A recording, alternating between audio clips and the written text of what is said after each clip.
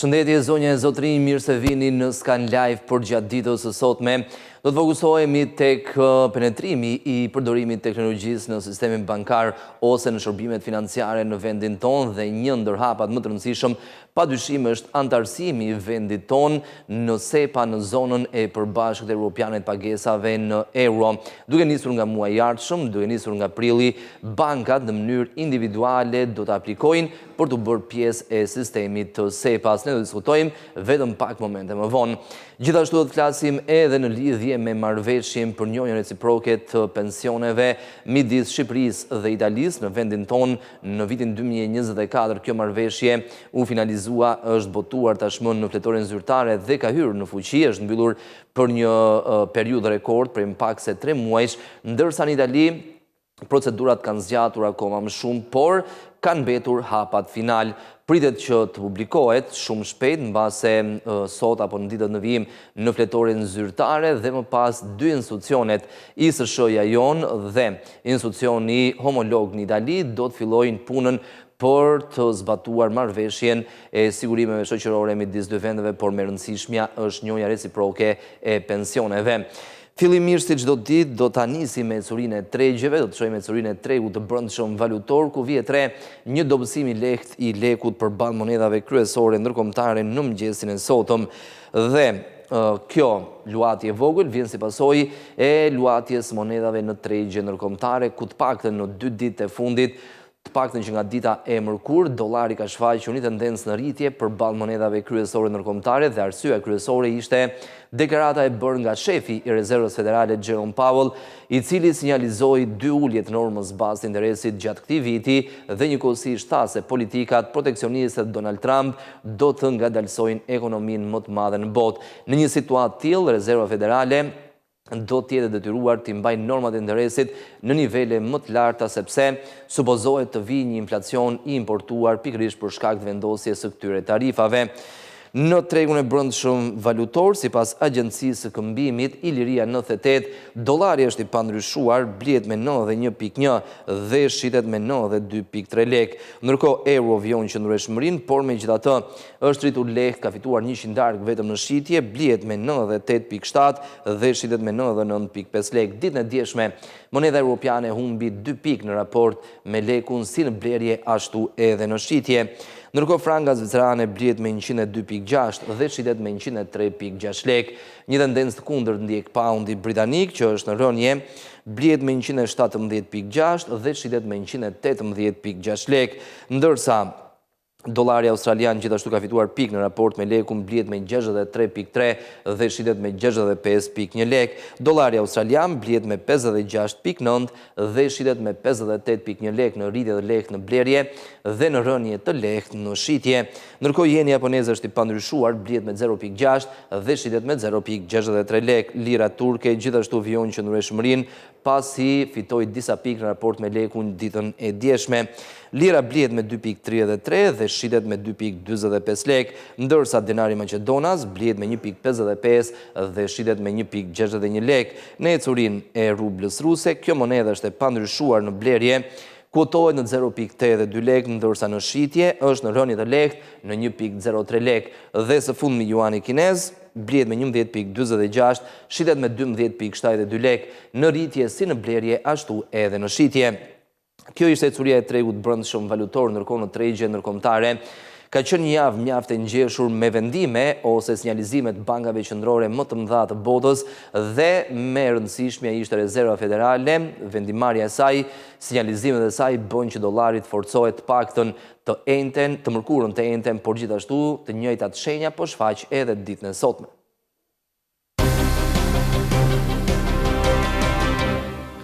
Monedha e gjelbër pritet publikojë njëkohësisht edhe fitime javore në mbyllje të sesionit të sotëm, megjithatë, nëse e krahasojmë me javën e kaluar, kur u prezantua Plani 500 miliard euro i koalicionit qeverisës në Gjermani, moneda europiane u forcua ndjeshëm dhe dolari u dobësua, gjithashtu edhe paqartësit në lidhje me politikat e Donald Trump me vendosjen e tarifave kanë ushtruar presion mbi monedhën e përbashkët europiane.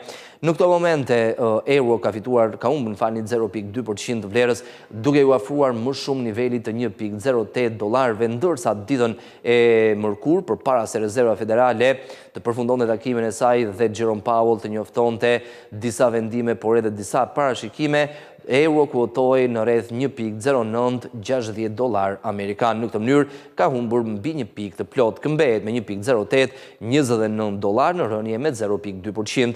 Ndërkohë paundi britanik në raport me dolarin ka humbur 0.27% vlerës, këmbehet me 1.2928 dolar. Përballë frankës, dolari është rritur me 0.22%, këmbehet me 0.8833 franka. Dolari australian është në rënje me 0.16% vlerës, me 0.17% vlerës, këmbehet me 0.6289 dolar amerikan. Ndërkohë, dolari kanadez është në rënje të lehtë me 0.04%, këmbehet me 0.6976 dolar amerikan dhe në raport me jenin, dolari është rritur me 0.37% vlerës, vijon të qëndroj pranë por poshtë nivelit të 150 yen, kuotohet në 149.33 yen mesatarisht. Gjithmonë përsa e përket tregut monedhave, ditën e djeshme gjithashtu ishte Banka e Anglisë që mbajtit pandryshuar normën bazë të interesit, edhe Banka e Zvicrës e mbajtit pandryshuar, por Banka e Suedisë e mbajtit pandryshuar, por Banka Kombëtare e Zvicrës e uli normën bazë të interesit me 25 pikë bazë. Në tregun e kriptomonedhave, tendenca është në rënje sikurse mund ta shohim në sesionin e sotëm, pas disa ditësh me radhë në rritje. Arsyet kryesore janë ato që po ndikojnë edhe tregun e aksioneve, normat e interesit që do të qëndrojnë të larta në Shtetet e Bashkuara, por njëkohësisht edhe paqartësitë në lidhje me tarifat që Shtëpia e Bardhë, Donald Trump, ka njoftuar për të vendosur ndaj vendeve të tjera që cilësohen si partner. Edhe kriptomonedat e tjera kanë pasur një tendencë në rënje për gjatë sesionit të sotëm. Bitcoin ka humbur 0.72% vlerës, kuotohet në 83.962 dolar, ndërsa ditën e djeshme kuotoi mbi nivelin e 86.000 dolarëve, duke humbur rreth 2.200 dolar në harkun e 24 orëve. Ethereum në rënje me 0.38%, kuotohet në 1971.62 dolar. Edhe Ethereum sërish ka zbritur poshtë nivelit të 2.000 dolarëve. Ripple realizon humbjet më të mëdha në rënje me 1.7%, kuotohet në 2.2025 dolar. Litecoin është në rënje të lehtë me 0.25% vlerës, kuotohet në 92.6 dolar dhe Bitcoin Cash ka rënë me 0.96%, kuotohet në 332.31 dolar për çdo njësi Bitcoin Cash të tregtuar.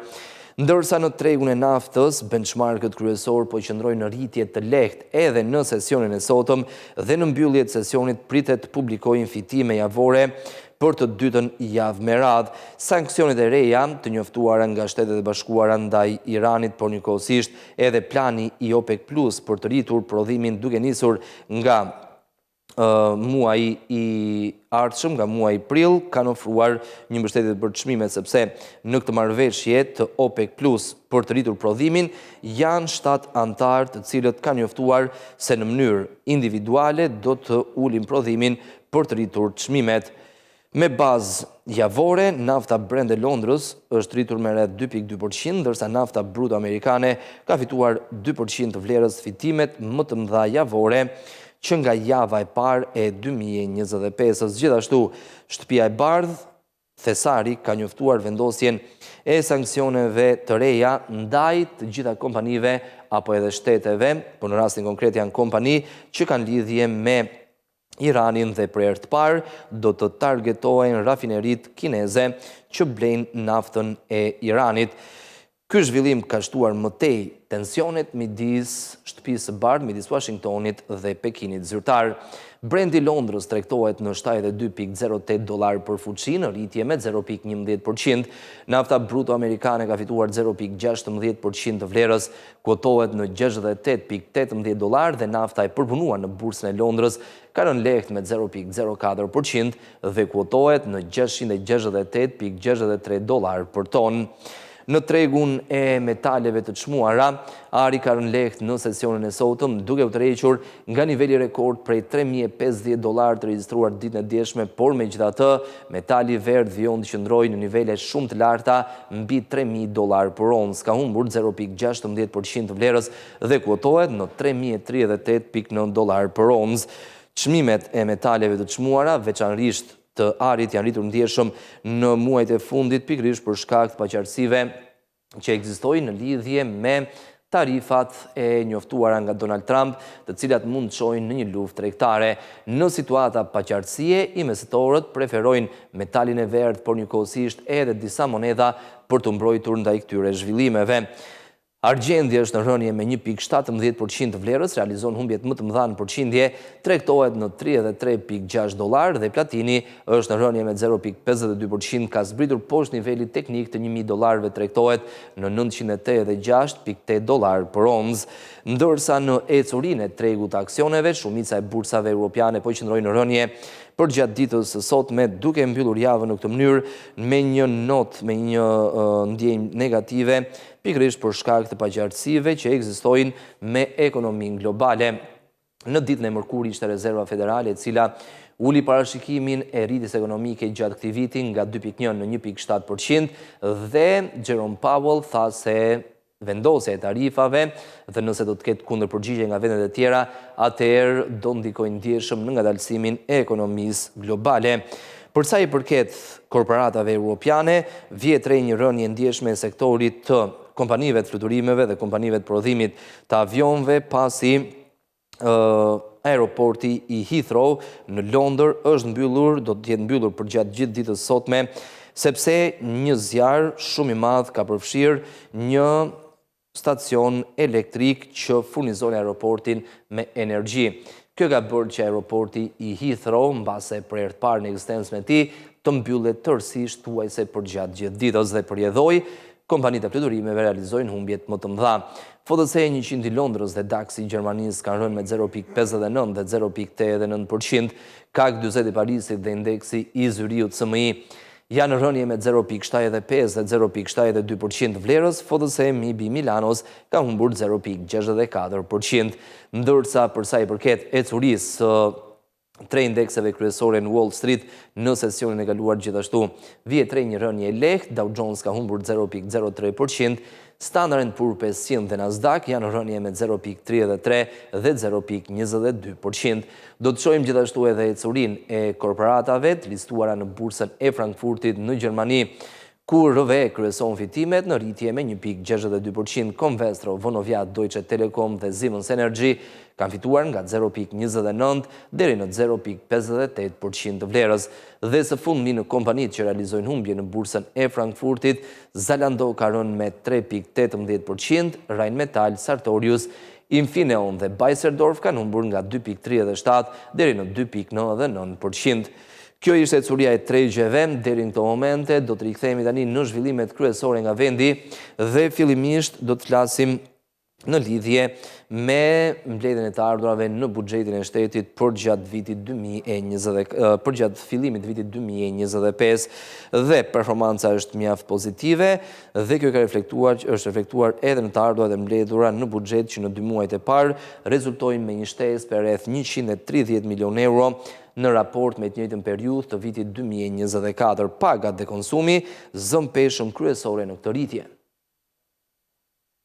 I shtetit ka arkëtuar 117.3 miliard lek në muajin shkurt ose 102.4% e planit të periudhës. Krahasuar me të njëjtën periudhë të një viti më parë, u mblodhen rreth 13 miliard lek më shumë ose 12.5%. Të ardhurat tatimore u realizuan në masën 44.1 miliard lek, 6.4 miliard lek ose 17% më shumë se shkurti i vitit të kaluar, ndërsa plani është i kaluar me 1.5 miliard lek. Zëri që ka ndikuar më shumë në këtë performancë është TVSH arkëtuar neto me realizim në masën 16.1 miliard lekë ose 17% më shumë se shkurti 2024. Me rritje 11.6% kanë qenë të ardhurat nga sigurimet shoqërore dhe shëndetësore, të cilat u realizuan në 30 miliard lekë, 3.1 miliard lekë më shumë se shkurti 2024. Tatimi mbi të ardhurat personale është arkëtuar në vlerën 13.5 miliard lekë, 3 miliard lekë më shumë se shkurti 2024, si dhe 1.3 miliard lekë më shumë se plani. Në këto dy zëra ka ndikuar reforma e rritjes së pagave në administratën publike, ndërsa nga taksat nacionale për periudhën shkurt 2025 u mblodhën 8.1 miliard lekë. Po ashtu performancë pozitive kanë pasur të ardhurat doganore, të cilat u realizuan në vlerën 33.6 miliard lekë, 1.7 miliard lekë ose 5.3% më shumë se shkurti 2024. Të ardhurat nga TVSH në import për shkurt 2025 janë 22.5 miliard lekë ose 3.7% më shumë se e njëjta periudhë një viti më parë. Të ardhurat nga akciza regjistrohen në 9.5 miliard lekë ose 10.7% më shumë, si dhe nga renta minerare në eksport janë mbledhur 406 milion lekë dhe taksa doganore 1.2 miliard lekë. Shpenzimet e përgjithshme publike për muajin e dytë të vitit 2025 arritën në 93.8 miliard lekë me një realizim në masën 92.8% të planit të periudhës, ndërsa krahasuar me të njëjtën periudhë të 2024-s, ky zë ka rezultuar 10.1 miliard lekë më shumë. Shpenzimet kapitale për periudhën 2 mujore të vitit 2025 arritën në 3.1 miliard lekë, ndërsa krahasuar me të njëjtën periudhë të një viti më parë, ky zë ka rezultuar 1.9 miliard lekë më shumë, apo rreth 150.6% më i lartë. Por në anën tjetër, buxheti i shtetit ka humbur rreth 160 milion euro për gjatë vitit 2024 për shkak të kursit këmbimit. TVSH janë në dogana, edhe pse në rritje në raport me vitin paraardhës është realizuar në planifikimin e bërë për 2024. Kursi i këmbimit për gjatë vitit 2024, Komuneda Europiane Euro ka qenë vazhdimisht e zvlerësuar kundrejt lekut, ka sjellë humbje të ardhurave në buxhetin e shtetit. Sipas të dhënave zyrtare nga Ministria e Financave, të ardhurat nga tatimi mbi vlerën e shtuar në import, megjithse janë në rritje në krahasim me vitin e kaluar, janë me rënje në krahasim me planin për shkak të rënjes së ndjeshme të kursit të këmbimit. Referuar të dhënave të administratës doganore, efekti kursit të këmbimit në TVSH në import është minus 16 miliard lekë gjatë vitit 2024, apo rreth 160 milion euro. Për vitin 2024, importi taksuar në peshë është rritur 16% krahasuar me vitin e kaluar, ndërsa në vlerë është rritur me 6%, ndërsa eksporti definitiv është rritur me 1% në peshë dhe është ulur me minus 14% në vlerë. Të ardhurat nga TVSH në import për 12 mujorin janë 154.4 miliard lekë, 8 miliard lekë ose 5% më shumë se njëjta periudhë një viti më parë. Goditjen më të madhe nga kursi i këmbimit në Shqipëri ka pasur industria eksportuese, duke pësuar një dëm të konsiderueshëm ekonomik si dhe humbje të tregjeve europiane. Ndërkohë edhe ky vit ka nisur në të njëjtën linjë dhe ekspertët parashikojnë që për shkak të zgjedhjeve të përgjithshme parlamentare që do të mbahen më 11 maj, si dhe sezonit të mbar turistik që pritet, euro do të vijojë të jetë zhvlerësuar kundrejt lekut, të paktën deri në muajin shtator. Ndërkohë, transformimi digital ka sjellë mundësi të reja për rritjen e efikasitetit shërbimeve financiare, por njëkohësisht edhe rritjen e përfshirjes së popullatës në financa. Në forumin e biznesit, guvernatori Genseko u shpreh se numri i pagesave digjitale për frym është rritur në mënyrë të konsiderueshme për gjatë vitit kaluar. Një nga ndikimet më të dukshme të inovacionit në shërbimet financiare të Shqipërisë është transformimi digjital i pagesave dhe i bankingut. Vendi po përjeton një rritje të shërbimeve bankare digjitale, duke i bërë shërbimet financiare më të përshtatshme, më të sigurta dhe më të aksesueshme. Në forumin e biznesit të organizuar nga Banka e Shqipërisë dhe Dhoma Amerikane e Tregtisë, guvernatori Sejko u shpreh se fal përdorimit në rritje të teknologjisë celulare, konsumatorët po fitojnë akses në shërbime financiare. Përdorimi i instrumenteve elektronike të pagesave vijon të rritet me ritme 2 shifrore, duke ndihmuar në reduktimin e përdorimit të keshit në ekonomi dhe rritjen e formalizimit të ekonomisë. Numri i pagesave digjitale për frym ka arritur në 23 në vitin 2024, krahasuar me vetëm 2 pagesa që ishin në vitin 2015. Gjithashtu, përfshirja financiare e matur si përqindje e popullsisë që zotron të paktën një llogari financiare ka arritur në nivelin e 78%, krahasuar me nivelin 40% që ishte në vitin 2015. Infrastruktura për pranimin e instrumenteve digjitale të pagesave gjithashtu ka njohur një rritje të përshpejtuar. Instrumentet e reja, si pagesat nëpërmjet portofoleve elektronike, po gjejnë përdorim gjithnjë më të gjerë, duke ushtrirë edhe në popullsi ku aksesi bankar është më i rrallë. Ndërkohë, drejtori i Dhomës Amerikane të Tregtisë, Neritan Mullaj, u ndal në atë se si bankingu i hapur po revolucionarizon sektorin financiar në Shqipëri. Open banking është një formë inovative që inkurajon zhvillimin e produkteve dhe shërbimeve të reja financiare. Falë saj, sot bizneset mund të përfitojnë nga zgjidhje më efikase dhe të automatizuara, të cilat mund të ndihmojnë në kursimin e kohës dhe të burimeve. Përmes Open Banking, klientët shqiptar mund të autorizojnë palët e treta të transferojnë fondet nga llogaritë e tyre bankare për të kryer pagesa dhe për të marrë shërbime të ndryshme. Në lidhje me këtë çështje, por njëkohësisht edhe në lidhje me procesin e antarësimit të bankave shqiptare në SEPA, do diskutojmë vetëm pak momente më vonë, por tani do të flasim në lidhje me rritjen e çmimeve të arit në tregje ndërkombëtare që sikurse e pam pak më parë, janë rritur mbi nivelin e $3.000 për onc. Kjo rritje e çmimeve është reflektuar edhe në vendin ton, duke u reflektuar në vlerën e arit që mban Banka e Shqipërisë. Tarifat e presidentit të Shteteve të Bashkuara të Amerikës nuk po prekin vetëm tregtinë e jashtme, por edhe vlerën e arit, një trend që reflektohet edhe në të dhënat e Bankës së Shqipërisë. Sipas statistikave të fundit në fillim të këtij viti, vlera e arit në rezervat e Bankës së Shqipërisë arriti në €292 milion. Krahasuar me muajin e fundit të vitit të kaluar, kjo vlerë u rrit me 7%. Kjo rritje lidhet drejt për drejt me çmimin e arit në tregjet ndërkombëtare, i cili ka arritur nivele rekord. Një onc po kombëhet me $3.030, duke shënuar një rritje historike.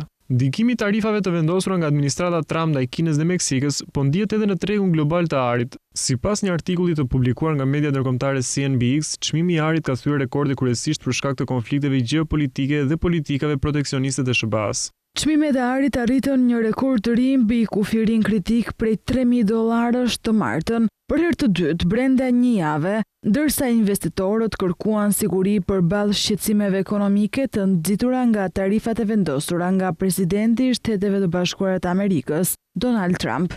E thënë ndryshe, në momente pa siguri ekonomike dhe gjeopolitike, investitorët dhe qytetarët priren të investojnë në ar pasi e ruan vlerën dhe funksion si një aset i sigurt. Vlera e arit filloi të rritet 3 vite më parë për shkak të krizave të para gjeopolitike, por tarifat e Trump i kanë dhënë një hovë dhe më të madh, duke krijuar një efekt zinxhiri në ekonominë globale dhe duke ndikuar edhe në rritjen e vlerës së arit në bankën e Shqipërisë.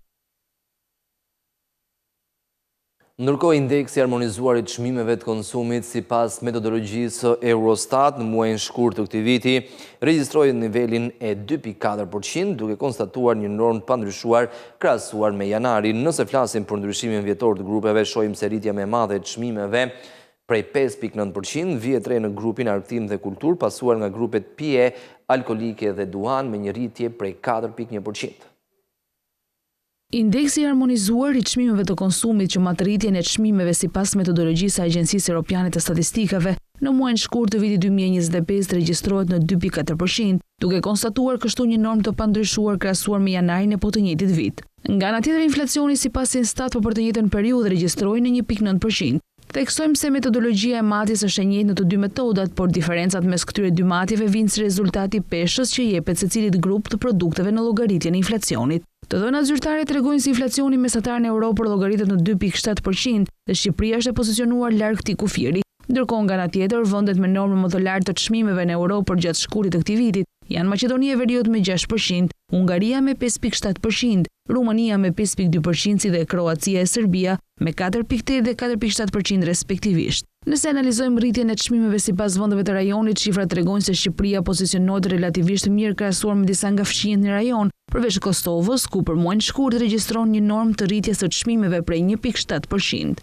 Ndërkohë, nëse flasim për ndryshimin vjetor të grupeve, shohim se rritja më e madhe e çmimeve prej 5.9% vëret në grupin argëtim dhe kultur, pasuar nga grupet pije alkolike dhe duhan me 4.1%. Me rritje po ashtu vjen re dhe grupet mobilim, pajisje, shtëpie dhe mirëmbajtje, hotele e kafene me 3.1% secili. Me një rritje prej 2.9% regjistrohen ushqime dhe pije alkolike, pasuar nga veshje dhe këpucë me 2.3%, shërbimi arsimor me 1.8% dhe mallra shërbime të ndryshme me 1.3%. Nga ana tjetër, çmimet e grupit transporti ulën me 1.1%, pasuar nga grupi qira, ujë, lëndë djegëse dhe energji me 0.1%.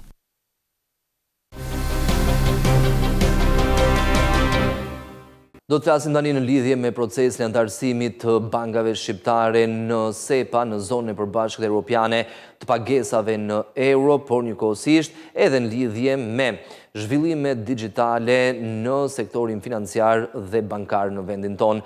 Më gjërësisht do të flasim me ekspertin e tregjuve financiare, zotin Elvin Meka, njëkohësisht zëvendës rektor dhe dekani i Fakultetit Administrimit të Biznesit pranë Tirana Business University. Profesor Meka, mirë se erdhët. Mirëmëngjes. Ta nisim me përdorimin e shqiptarëve të shërbimeve digjitale dhe nga ato që u deklaruat ditën e djeshme në forumin e biznesit mes Bankës së Shqipërisë dhe Dhomës Amerikane të Tregtisë, janë rreth 23 pagesa digjitale për frymë të bëra përgjatë vitit 2024. Në këndvështrimin tuaj, i rëndësishëm është numri apo për çfarë i përdorim këto pagesa? Sigurisht që të dyja kanë rëndësinë e vet. Natyrisht, nëse do të flasim për në terma fizik, pra ashtu që edhe me drejt guvernatori e pohoi, kemi një rritje revolucionare, nëse mund ta shprehim kështu, të numrit pagesave, çka dëshmon pra pagesave elektronike, digjitale, që përdorin më mirë të themi instrumenta të tilla, pra pa pasur nevojën për të vajtur në bank ose pa përdorur letrat, pra janë të tëra instrumenta digjitale. Dhe kjo tregon jo vetëm për një rritje të shkallës përfshirjes financiare, pra gjithmonë më shumë qytetarë shqiptar po hynë ose po i bashkohen sistemit, ose me fjalë të tjera sektorit bankar dhe sektorit pagesave, dhe po e gjejnë gjithmonë dhe më të përshtatshme, më komode, më të shpejtë dhe më të thjeshtë për të përdorur këto instrumenta. Sigurisht, edhe nga ata qytetarë të cilët kanë qenë familjar, më mirë themi, me përdorimin e këtyre sistemeve, duket se kanë filluar të rrisin ose të shtojnë frekuencën e përdorimit të këtyre sisteme, sigurisht të mundësuara nga investime gjithmonë të më të mëdha që vetë Banka e Shqipërisë, por sigurisht bankat tregtare dhe institucionet të tjera financiare, jo banka, kanë kryer të paktën gjatë këtyre 5 deri 10 viteve të fundit. Çka në një farë mënyrë e kanë bërë, si thua, të tërë sistemin të pagesave në Shqipëri shumë të aksesueshëm dhe shumë familjar, më mirë themi, në përdorimin e përditshëm, pra kryesisht për kryerjen, më mirë themi, të pagesave të natyrave të ndryshme, pa që nga ato më të thjeshtat, po themi transferta, depozitime, pagesa, deri te ato ndoshta më sofistikuar që lidhen kryesisht ose që kanë për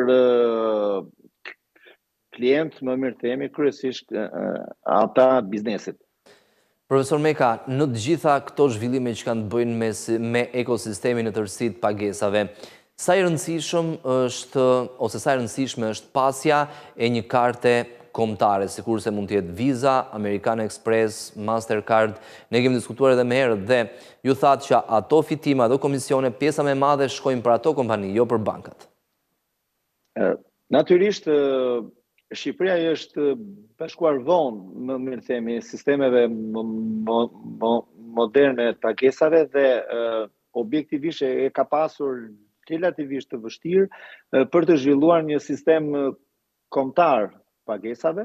Nga ana tjetër, duke për faktin që në ekonominë shqiptare vazhdon të përdoret masivisht dhe moneda euro, kjo pjesë, më mirë themi, e përdorimit të një karte kombëtare të pagesave komplikohet pak.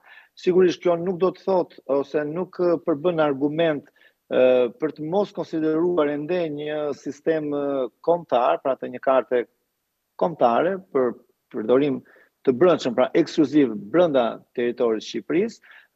Është e qartë që për përdorimi i saj ka avantazhe të theksuara për sa i përket kostove të ndërmjetësimit, kryesisht që paguhen jo më shumë nga klientët fundor, por nga bankat ose nga tregtarët, të cilët i pranojnë, më mirë themi në outletet e tyre ose në njësitë e tyre të shërbimit pagesa të tilla me kartë, sigurisht ky sistem duhej vendosur ose më mirë themi ky vendim strategjik duhej marr me kohë, pra të flasim këtu 15 vjet ose 20 vjet më parë, kur Banka e Shqipërisë i vendosi këto sisteme moderne të pagesave, pra do të ishte shumë e thjeshtë dhe me kosto më të lirë për të aplikuar më mirë themi një sistem kombëtar ose më mirë themi një kartë kombëtare në lek, pra do bëj fjalë gjithmonë vetëm për monedën lek.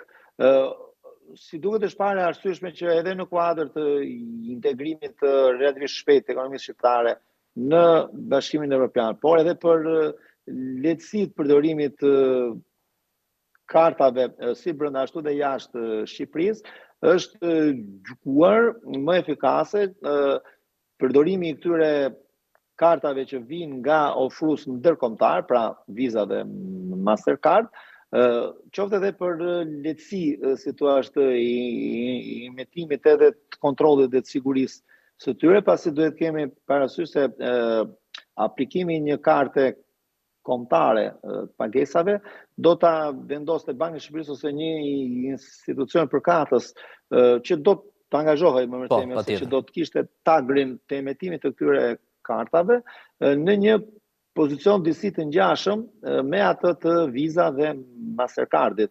Tashmë jo në rang ndërkombëtar, global, por në rang kombëtar. Sigurisht tash edhe një herë nuk ka asgjë të pamundur, ndoshta ka qenë një vendim që duhej marrë strategjikisht shumë vite më parë, mund konsiderohet ende, por në kushtet kur bëhet fjalë për një integrim relativisht të shpejtë të Shqipërisë në Bashkimin Evropian, pra duke filluar më herë diku nga viti 2027 ose brenda vitit 2030 dhe mbas hyrjes, më themi, në BE Shqipërisë, hapi tjetër madhor është bashkimi me zonën euro, gjykohet si mungesë kohore, pra nuk mund gjykohet më si një investim strategjik, aplikimi ose futja një karte kombëtare për lekun, ndërkohë që në një horizont kohor, po themi 10-15 vjeçar, ndoshta edhe më shpejt, leku mund shtuket, pra mund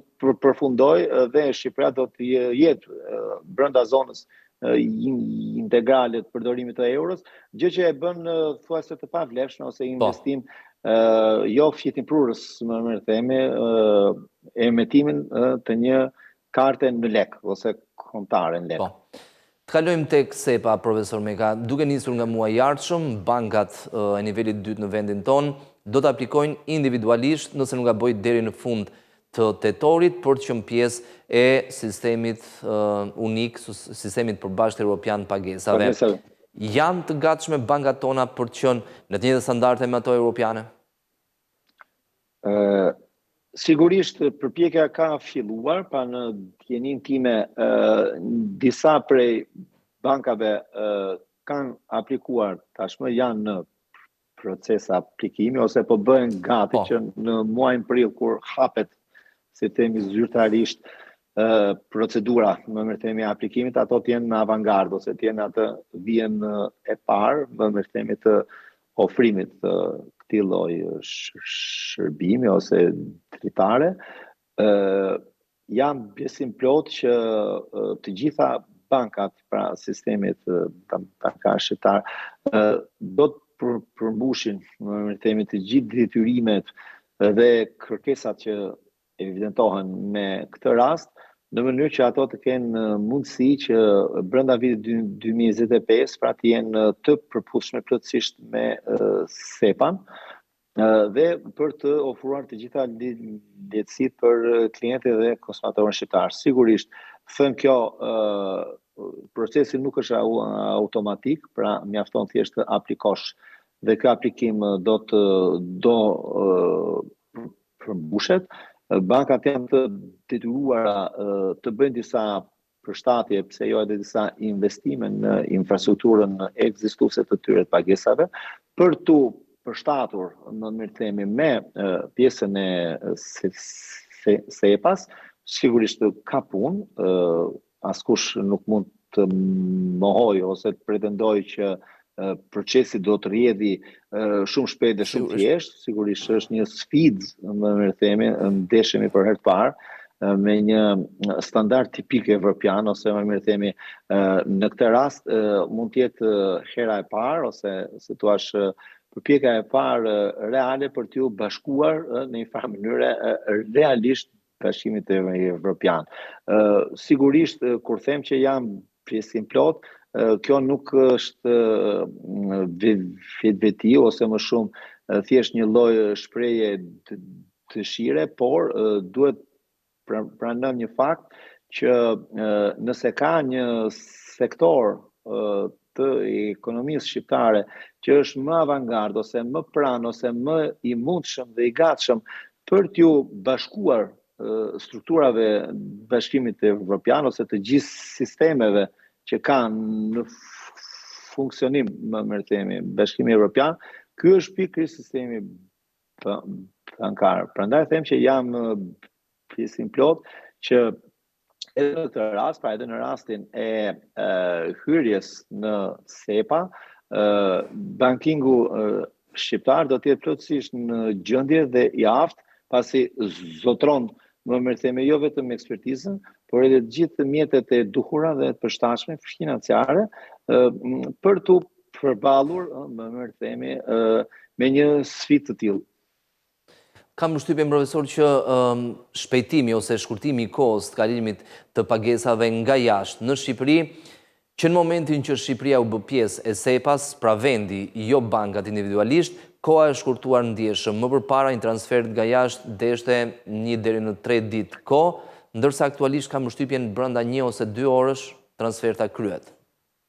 Pra është sigurisht nuk jemi ende në, po themi, funksionalitetin e sistemit SEPA-s, ndoshta kjo ka të bëjë më tepër me një koordinim më të shpejt edhe midis bankave korrespondente, pra me njëra tjetrën dhe me korrespondentet e tyre në Shqipëri.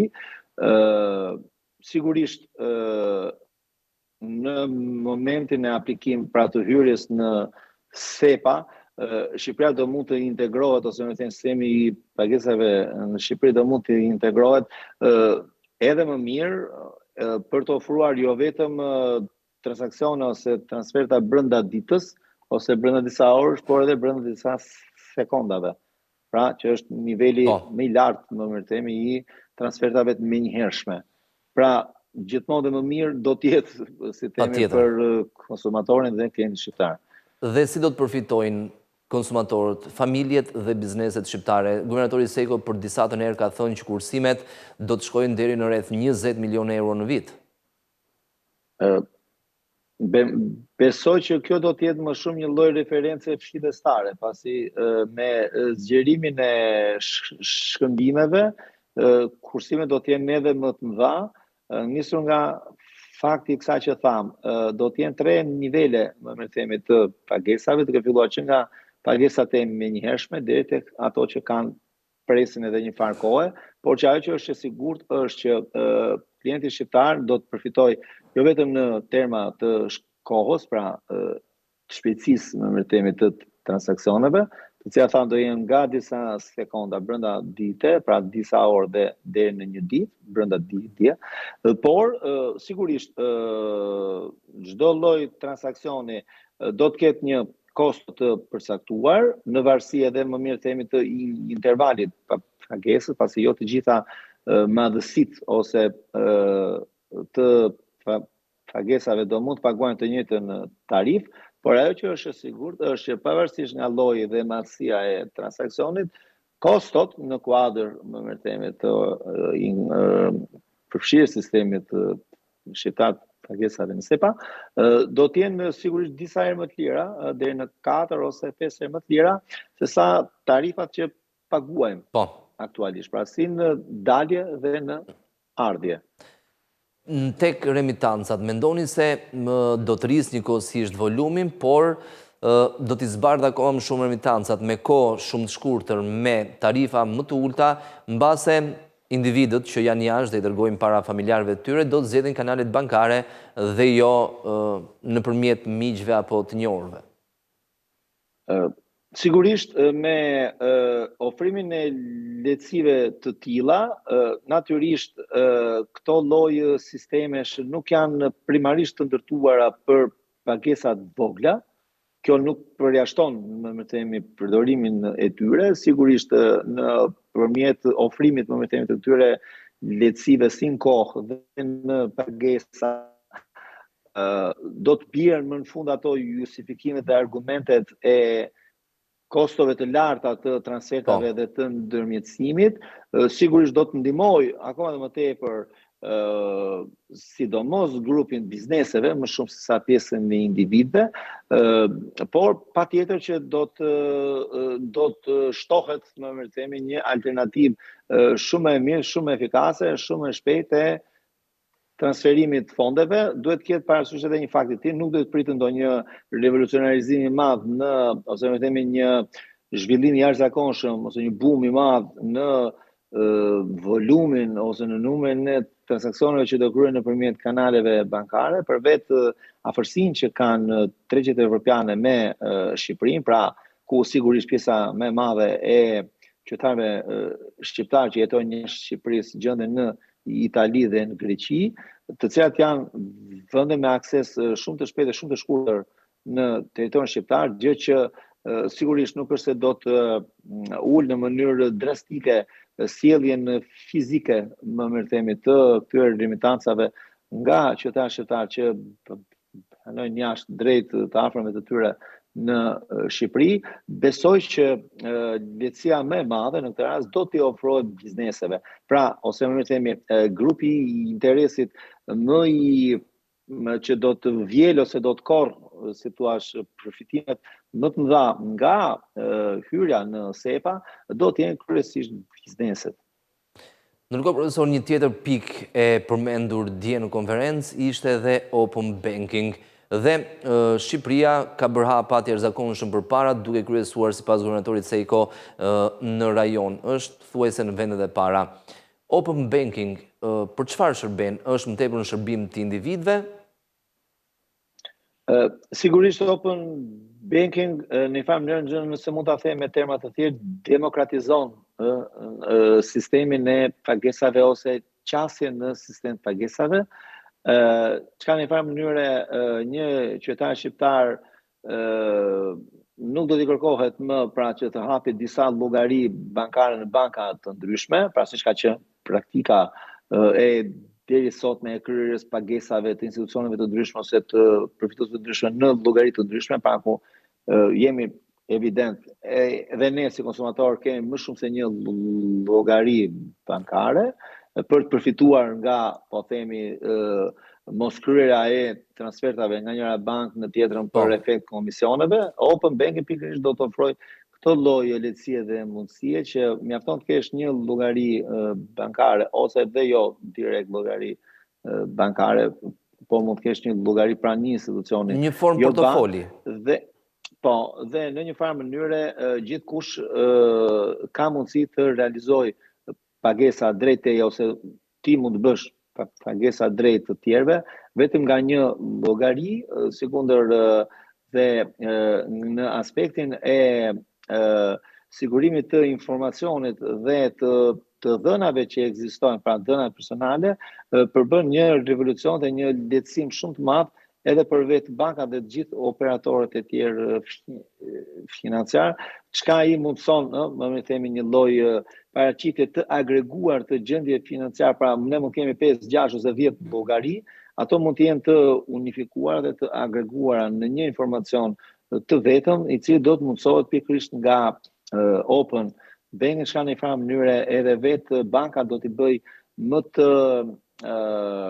më efikase në drejtim të përpunimit të informacionit financiar në drejtim të klientëve të tyre, pra do të jetë më e thjeshtë edhe për vetë bankat për të gjykuar, po themi, mbi historikun dhe aftësitë financiare të klientëve, sikundër edhe për klientët të jetë më e thjeshtë nëpërmjet një llogarie bankare, pra nëpërmjet një ekranit vetëm, si mund themi, të mund të menaxhojnë ose të administrojnë të gjithë informacionet dhe kryerjen e të gjithë transaksioneve që kanë të bëjnë me llogaritë e tyre. Dhe ç'është më e rëndësishme, me kosto ndërmjetësimi shumë më të ulta. Pra nga 0 deri në disa herë më pak më mirë themi se sa ofrohet pa open banking. Profesor Meka, ju falenderoj për gjitha informacionet e sjellë në studion e televizionit Skan. Ditë mbar. Mirupafshim. Ndërkohë tani do të lidhemi drejt për drejti me një aktivitet që zhvillohet në qytetin e Durrësit. Në këtë moment është duke folur ministria Ibrahima. I ndjekim.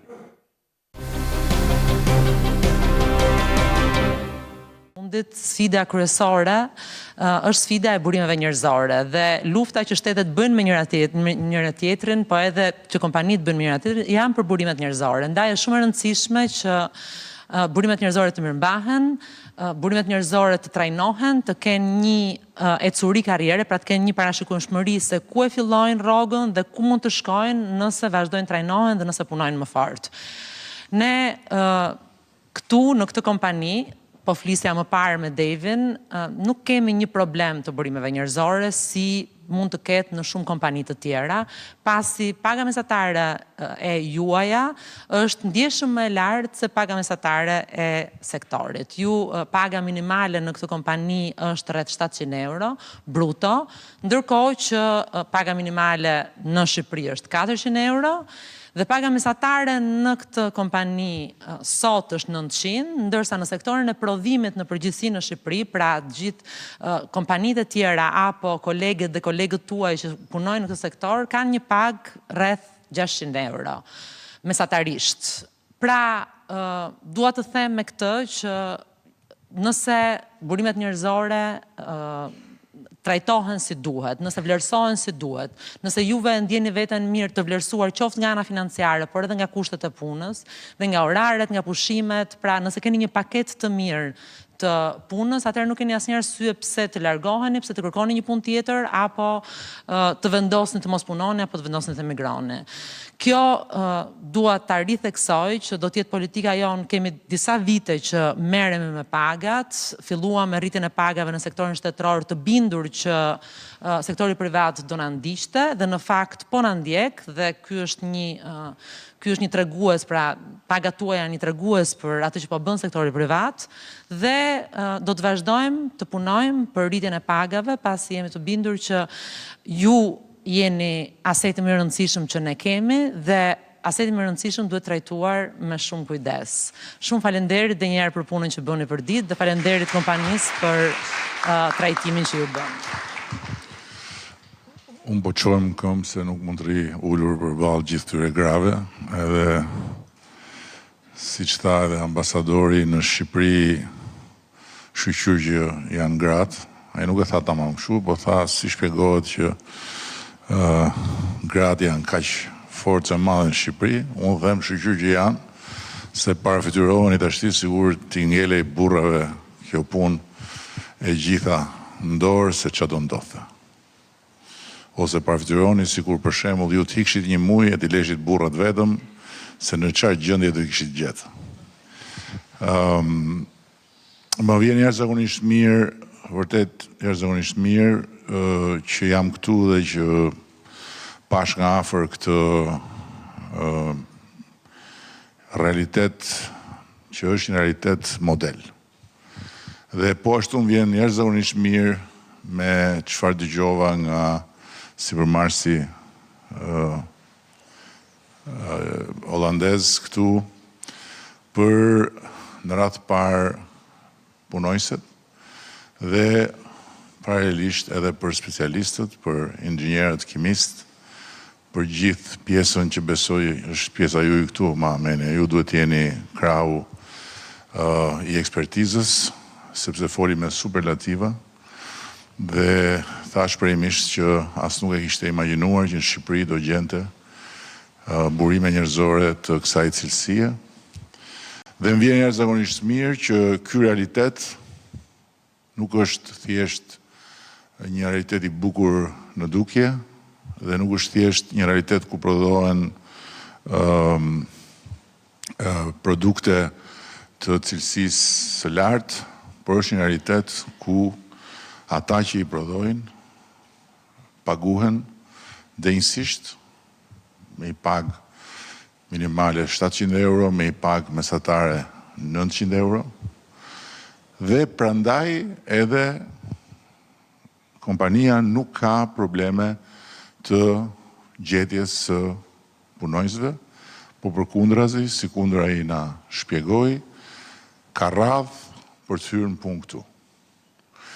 Dhe akoma më për të ardhur mirë është fakti që këtu respektohen ditët e pushimit, kështu që nënat që janë këtu apo vajzat që janë këtu kanë mundësi që të qëndrojnë me fëmijët, qëndrojnë me familjen, vajzat të dalin me dashurit, nuk e di, ose në kërkim të dashurve, ditë shtunë, ditë djel, në vend që të vinë këtu edhe të shtunë edhe djel, edhe të harrojnë që ka një jetë jashtë këtyre mureve. Dhe për këtë arsye, ne kemi vendosur që këtë sistem, që jo pa arsye me thënë drejtën e kemi lënë të ketë këtë mangësi të madhe për kushtet në të cilat është zhvilluar deri tani, këtë sistem do ta imponojmë edhe në kompanitë ku nuk respektohet kjo e drejtë e punojnësve për të pasur ditë pushimi. Nga ana tjetër, më vjen shumë mirë që ambasadori I'm thanking you now, because I know your Albanian is good but not as good as mine, and I'm thanking you for bringing me here. Më vjen shumë mirë që ambasadori më përmendi që kjo kompani është këtu dhe është në zhvillime sipër dhe që është e kënaqur, se këta nuk kënaqen kollaj. I'm telling you that to please Dutch people is quite something. Ashtu dhe, nuk kënaqen kollaj këta. Po ti je shqiptare? You are not Albanian. I'm wondering who is his tamer, because to please Dutch men is impossible. Okay, she is more Albanian. Okay. Kështu që më vjen jashtëzakonisht mirë edhe për mundësinë që na u dha për të folur këtu pak minuta me ju. Nuk do zgjadhem më shumë, po edhe vetë estetika edhe drita edhe energjia e mjedisit është shumë pozitive, kështu që jeni realisht në vendin e duhur për të punuar edhe për të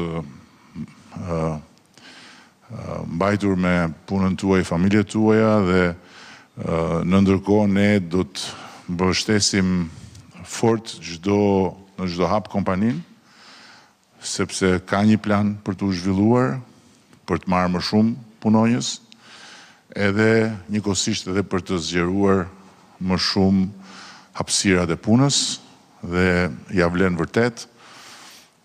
Ashtu si kundër Ani e tha, në këto vite kemi përjetuar një transformim të gjithë këtij territori, sepse është rritur shumë kërkesa, edhe fal faktit që këtu janë bërë disa ndërhyrje të domosdoshme, pa të cilat do ishte e pamundur, që duhet filluar që nga fusha kanceroze e plerave që ishte një tmerr, dhe që sot nuk ekziston më, por përkundrazi është zonësuar nga një territor i gjelbër, me infrastrukturën, dhe kemi në vijim edhe projekte tjera për jetëzimin edhe më shumë të gjithë kësaj zone, duke pas parasysh që jo larg që këtu është universiteti, do të bëjmë një investim të madh për kampusin, për t'i dhënë mundësi studentëve që të kenë po aty edhe rezidencën e tyre për të qëndruar.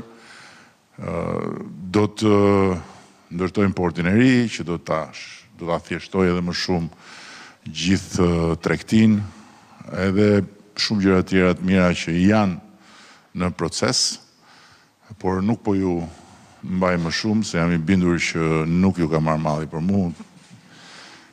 Hap televizorin, unë hap ato mrokllat, unë kujdes kur hapni frigoriferin që mos ju dalni ditë aty edhe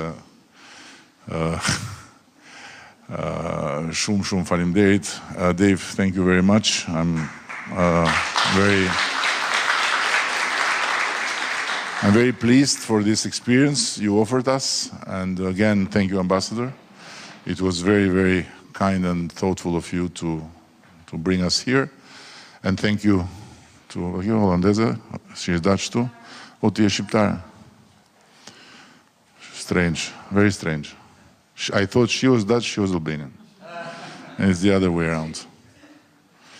But because you know, when you have hired her, you have been looking also to look like Dutch, you know. Shumë faleminderit gjithë.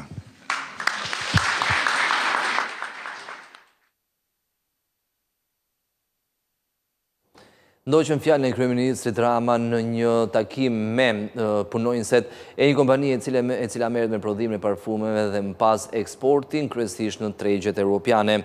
Do të vijmë tani me tjera informacione. 530 punonjës të administratës publike do të përfitojnë kredit but me zero interes për blerjen e ibanese. Ministria e Ekonomisë, Kulturës dhe Inovacionit ka hapur thirrjen për aplikim, por cilat janë kriteret që duhet plotësojë çdo punonjës. Kronika në vijim na sjell më tepër detaje.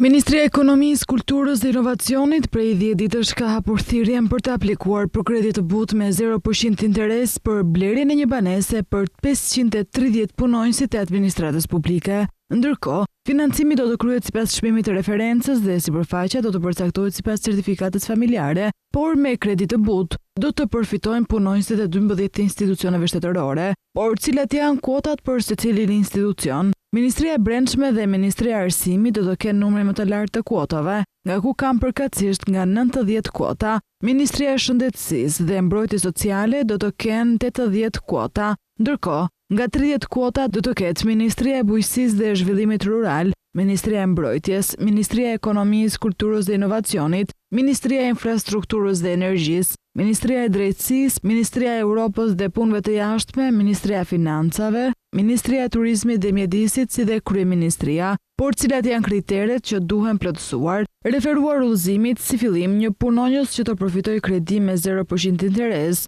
duhet të jetë i punësuar në administratën publike, sipas ligjit për strehimin social, të mos kenë një banesë në pronësi ose në proces legalizimi, ose të kenë një banesë në normat e strehimit, të mos zotërohet një pasuri të paluajtshme apo të luajtshme mbi gjysmën e vlerës së banesës që do të blihet me kredi të lehtësuar, si dhe mos të jenë përfitues nga programe të tjera të strehimit social, por përpos kritereve, një punonjës i administratës shtetërore për të përfituar kredi të butë duhet të përmbush kriterin e pikëzimit i cili është 100 pikë. Si fillim, do t'i duhet të përmbush 50 pikë me kushtet e strehimit, 25 pikë me kushtet familjare dhe 25 pikë për kushtet ekonomike. Në rast se rezultojnë më shumë kandidatët me pikë të barabarta sesa kuotat e përcaktuara, përzgjedhja e tyre realizohet sipas strehimit të pikëzimit. Thirrja për aplikim do të jetë e hapur për 30 ditë që nga dita e nisjes së thirrjes. Inspektoriati Kombëtar i Punës ka grumbulluar ankesat e punonjësve nga më shumë se 18.000 vende pune të kontrolluara në 2 muajt e parë të këtij viti. Ankesa më e shpeshtë bëhet për vonesat e pagave. Këtë dhe disa shkaqe të tjera i sjell kronika në vijim. Vonesat në paga, por edhe shkarkimet e padrejta nga puna, janë shkaqet e ankesave më të shumta që kanë punonjësit shqiptar. Në raportin e Inspektoratit të Punës për vitin 2024, janë regjistruar në total 920 ankesa të kësaj natyre, por edhe të tjera. Por për çfarë ankohen tjetër punonjësit shqiptar? Siç e përmendëm, shkak i parë është mospagesa e pagave të prapambetura, ku në total janë adresuar 191 ankesa, ndërsa u është dhënë zgjidhje rreth 76%. Për nga numri, janë adresuar 185 ankesa për kërkesa për sqarime apo informime ligjore. Ndërkohë, ndërprerja e marrëdhënieve të punës është një nga arsyet që punonjësit shqiptar ankohen, nga ku janë adresuar 142 ankesa në total. Gjithashtu, cënimi i marrëdhënieve të punës është ende shqetësim për punonjësit shqiptar, nga ku janë adresuar 122 ankesa gjatë vitit 2024, por pavarësisht fushatave anti-informalitet, mos pagimi i kontributit të sigurimeve shoqërore vijon të shoqëroj punonjëse shqiptar, ndërsa gjatë vitit 2024 janë regjistruar 101 ankesa. Nga ana tjetër, më pak janë ankuar për trajtim jo të barabartë në vendin e punës dhe diskriminimin, nga ku janë adresuar 7 ankesa dhe vetëm një ankesë është adresuar për punësim të palishëm të miturve, por si paraqitet situata në lidhje me kontrollet nga Inspektorati i Punës. Referuar të dhënave të fundit, në total janë 18.711 vende pune të cilat u kontrolluan nga Inspektorati Shtetëror i Punës në muajin shkurt të këtij viti, teksa administrata tatimore dhe Inspektorati i Punës kanë shtuar kontrollet për të luftuar informalitetin në biznese, janë inspektuar në total 776 subjekte, gjithashtu janë ndërmarrë 235 masa administrative në total. Në këtë kuadër, janë kryer dhe 82 inspektime këshilluese si dhe 47 ankesa janë trajtuar. 6 nga bashkitë bregdetare kanë argëtuar afro 12.9 milion euro për gjatë vitit 2024 nga tarifat për zënjen e hapësirave publike. Bashkia Durrës është ajo që ka regjistruar më shumë të ardhura, ndërsa Bashkia e Shkodrës renditet në vendin e fundit. Bashkitë bregdetare kanë rritur argëtimet nga tarifa e shfrytëzimit të plazheve nga subjektet private, megjithatë nën potencialin e tyre.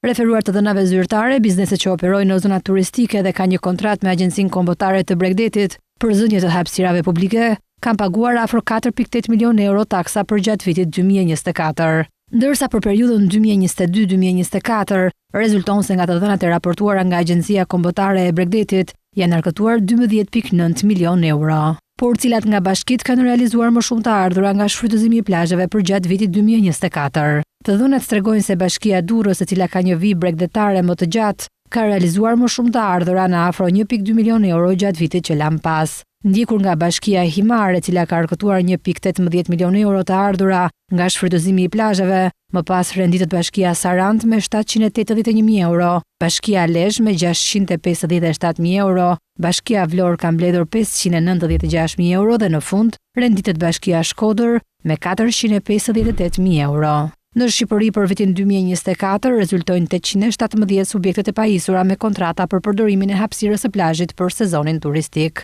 Pavarësisht e surisë dhe tendencës në rritje të ardhurave në secilën bashki, ato nuk kanë qenë në proporcion të drejtë me rritjen e sipërfaqes së kontraktuar për periudhën 2022-2024. Ndërsa sipërfaqet e kontraktuara në bashkitë bregdetare pasqyrojnë rritje në masën 45 deri në 253%, të ardhurat nga vjelja e tarifës që aplikohet për sipërfaqet e kontraktuara kanë një rritje në masën nga 7 deri në 37%. Për periudhën qershor-gusht 2024, rezulton se sasia e çadrave ka qenë afro 699.000.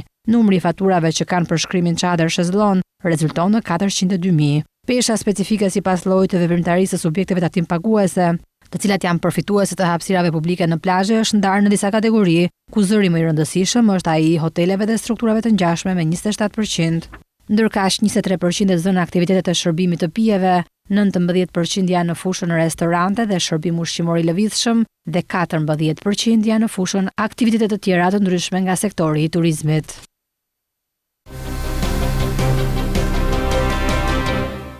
Do diskutojmë tani në lidhje me marrëveshjen midis Shqipërisë dhe Italisë për njojën reciproke të pensioneve. Në vendin tonë, gjithçka është kryer vitin e kaluar, është botuar dokumenti mpletoren zyrtare dhe ka marrë fuqi ligjore, ndërsa në Itali procesi ka zgjatur më shumë, por është në hapat final dhe brenda pak ditësh mbase edhe sot do të publikohet mpletoren zyrtare. Ne do diskutojmë më gjërësisht me zotin Esat Balla, inxhinierin Esat Balla, presidenti i shoqatës Diaspora 9119, Ania P, por gjithashtu përshëndetje, mirë se erdhët zoti Balla. Faleminderit për ftesën dhe shumë faleminderit për hapësirën konstante që i keni bërë çështjes pensionit. Faleminderit edhe ju për gjithë punën e madhe që keni bërë për ta finalizuar këtë marrëveshje. Gjithashtu me ne është edhe zonja Greta Balla, ekonomiste, po e shoqatës Diaspora 9119. Mirë se erdhët. Mirë se ju gjetëm, faleminderit për hapësirën.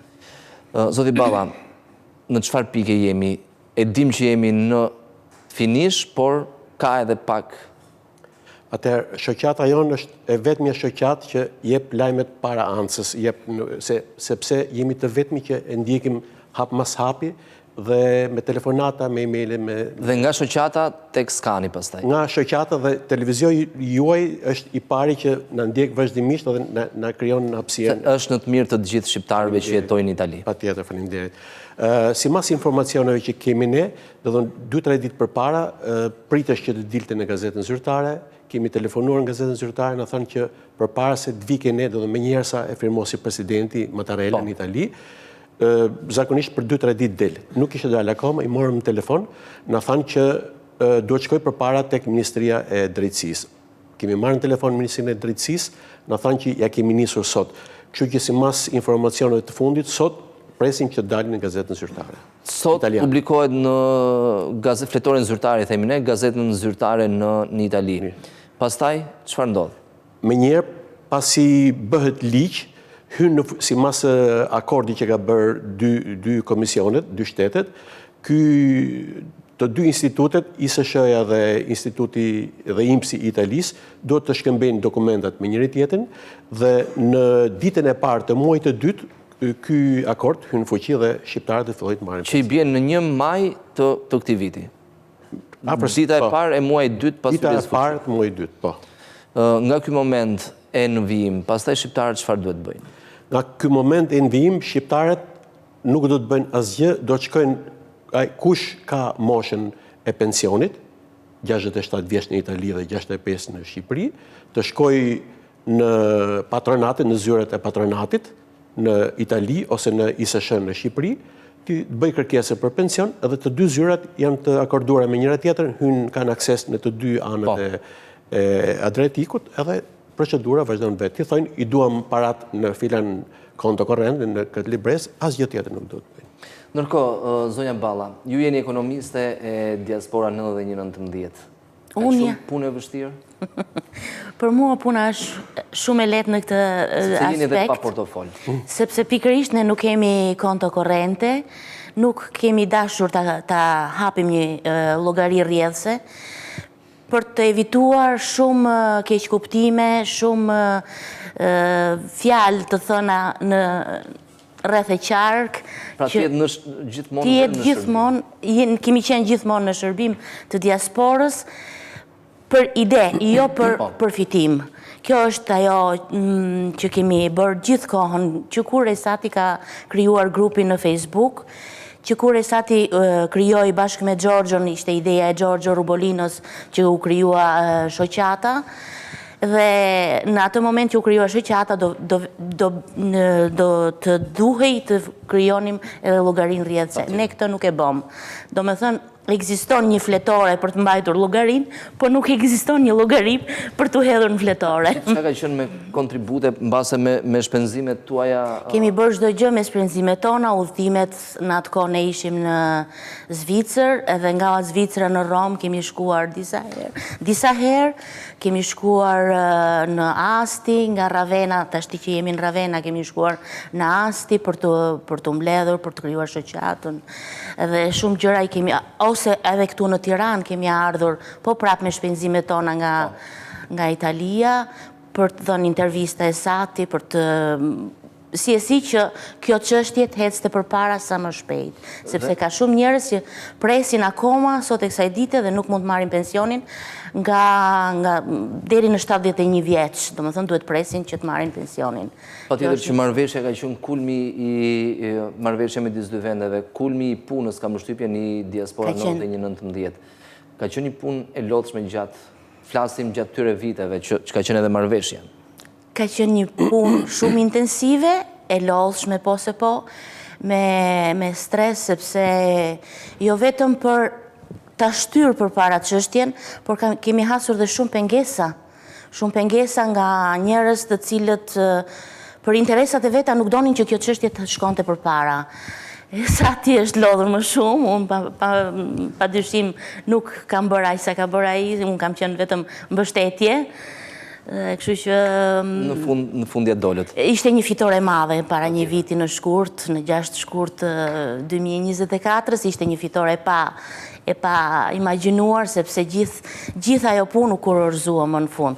Megjithse ka kaluar akoma një vit dhe tashti hapat janë një mas një. Janë burokratësit. Janë burokratësit që do t'i ndjekim derisa të arrihet. Esatin nga kjo anë nuk ka as një lloj interesi sepse Esatit pensionet e veta mbushi moshën 65 vjeç e mori pensionin në Shqipëri, në Zvicër po ashtu, tashti ka marrë dhe pensionin në Itali, kështu që ka punuar për ideal. Mos ishte mirë të kishit pritur pak kohë sa të hynte në fuqi? Jo, absolutisht. Unë këtë punë e kam bërë që në fillim me devocion dhe ideja, se po më rëqethet mishët e Shqipa, ideja ime ishte që të mësoni shqiptarët të bëhen bashkë dhe të kërkojnë me ngurë drejtë të tyre. Dhe këte ja përsëris të rinjve, shokëve të mi që shofin ndonjë padrejtësi në lagje, në institucionet. Ta ngrejnë zërin, të kërkojnë drejtë. Bëhen i bashkë, ngrejnë zërin, sepse nuk ka gjë që nuk arrihet. Unë kam hasur pengesë, më thoshin, jo e ketë kotë, jo kështu, vetëm fare e kam nisur këtë punë.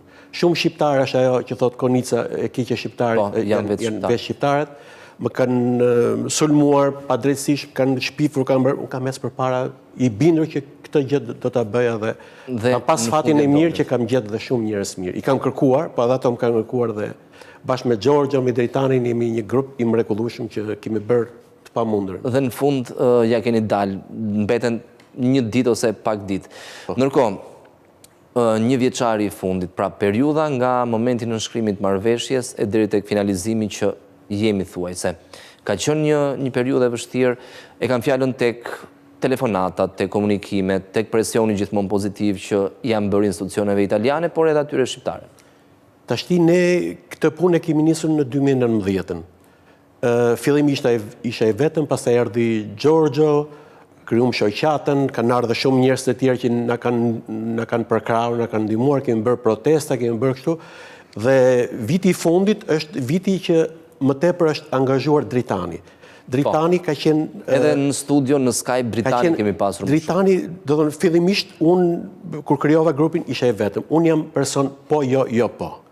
Mirë për kjo gjë nuk ishte e mirë. Duhen edhe negociata. Duhen negociata. Erdhi Gjorgjo Urbolino. Gjorgjo është njëri dashamirë, si që është, nuk prish qef një... Do të më plotsoj ato anë që unë nuk i kisha. Mirë po, të dy ne kishim një defekt, nuk kemi politikanë së Dritani dhe nuk kemi italian folës aq mirë së Dritani. Dritani është një politikan i mirë, është një folës i mirë, din të komunikojë me njerëzit dhe kryesisht të vitit e fundit e ka bërë Dritani. Është një kërkues i... Unë nga jeri them, je qunë Gjorgjo Urbolinës. Insiston... Ka insistuar në çdo hap, në çdo komision. Të nis emailin të merr në telefon. Ne, jo për ka ky, merr tjetër në telefon. Një punë e vazhdueshme, intensive dhe e paloshme. Unë do të thoja juristi i grupit. Juristi i grupit. Shumë mirë sepse presioni gjithmonë është pozitiv. E ka ndjekur çështjen në çdo hap që ka qenë në institucionet italiane. Të kalojmë tek përfitimet. Për këtë vit, çfarë buxheti parashikohet, sa përfitues pritet të ketë? Atëherë, politika thotë që janë mbi 500.000 shqiptarë që fitojnë. S'janë aq. Nuk janë aq. Aq mund të jenë që jetojnë në Itali. Aq mund të jenë që jetojnë në Itali dhe kjo shifër mund të jetë një shifër afatgjatë për nuk e di për sa vite, por simas raporti që është paraqitur në Senatin, në Parlamentin italian, për vitin 2024 kanë qenë 1246 përfitues, 2025 1387 dhe kështu me radhë. Dhe si fonde janë në 2025 janë 10.9 milion të vëna në dispozicion nga shteti italian, 10.5 milion në 2026, 10 në 2027, 12 milion në 2028 dhe 20.3 milion në 2032. Kështu me radhë, çdo vit ka... Kam shtypjen që është planifikim dhe mund ndryshojë në varësi edhe të aplikimeve që do të ketë për pension. Po, janë ndryshime shumë. Sepse nuk mund i thuash individëve që mbaroi fondi edhe se përfiton. Jo, absolutisht. Ai do ndryshojë. Absolutisht, janë shifra janë të praafërta. Me fondin e parashikuar për 2024 që marrëveshja nuk hyri në fuqi. Janë djegur ato fondë. Janë djegur. Ata që kanë dalë në pension në 2024 nuk përfitojnë. Nuk përfitojnë. Ata që janë pranë, zoti Balla, është mirë të presin edhe pak? Ato që janë pranë është mirë të presin sepse ndoshta i rritet koeficienti. Pastaj kontingjenti më i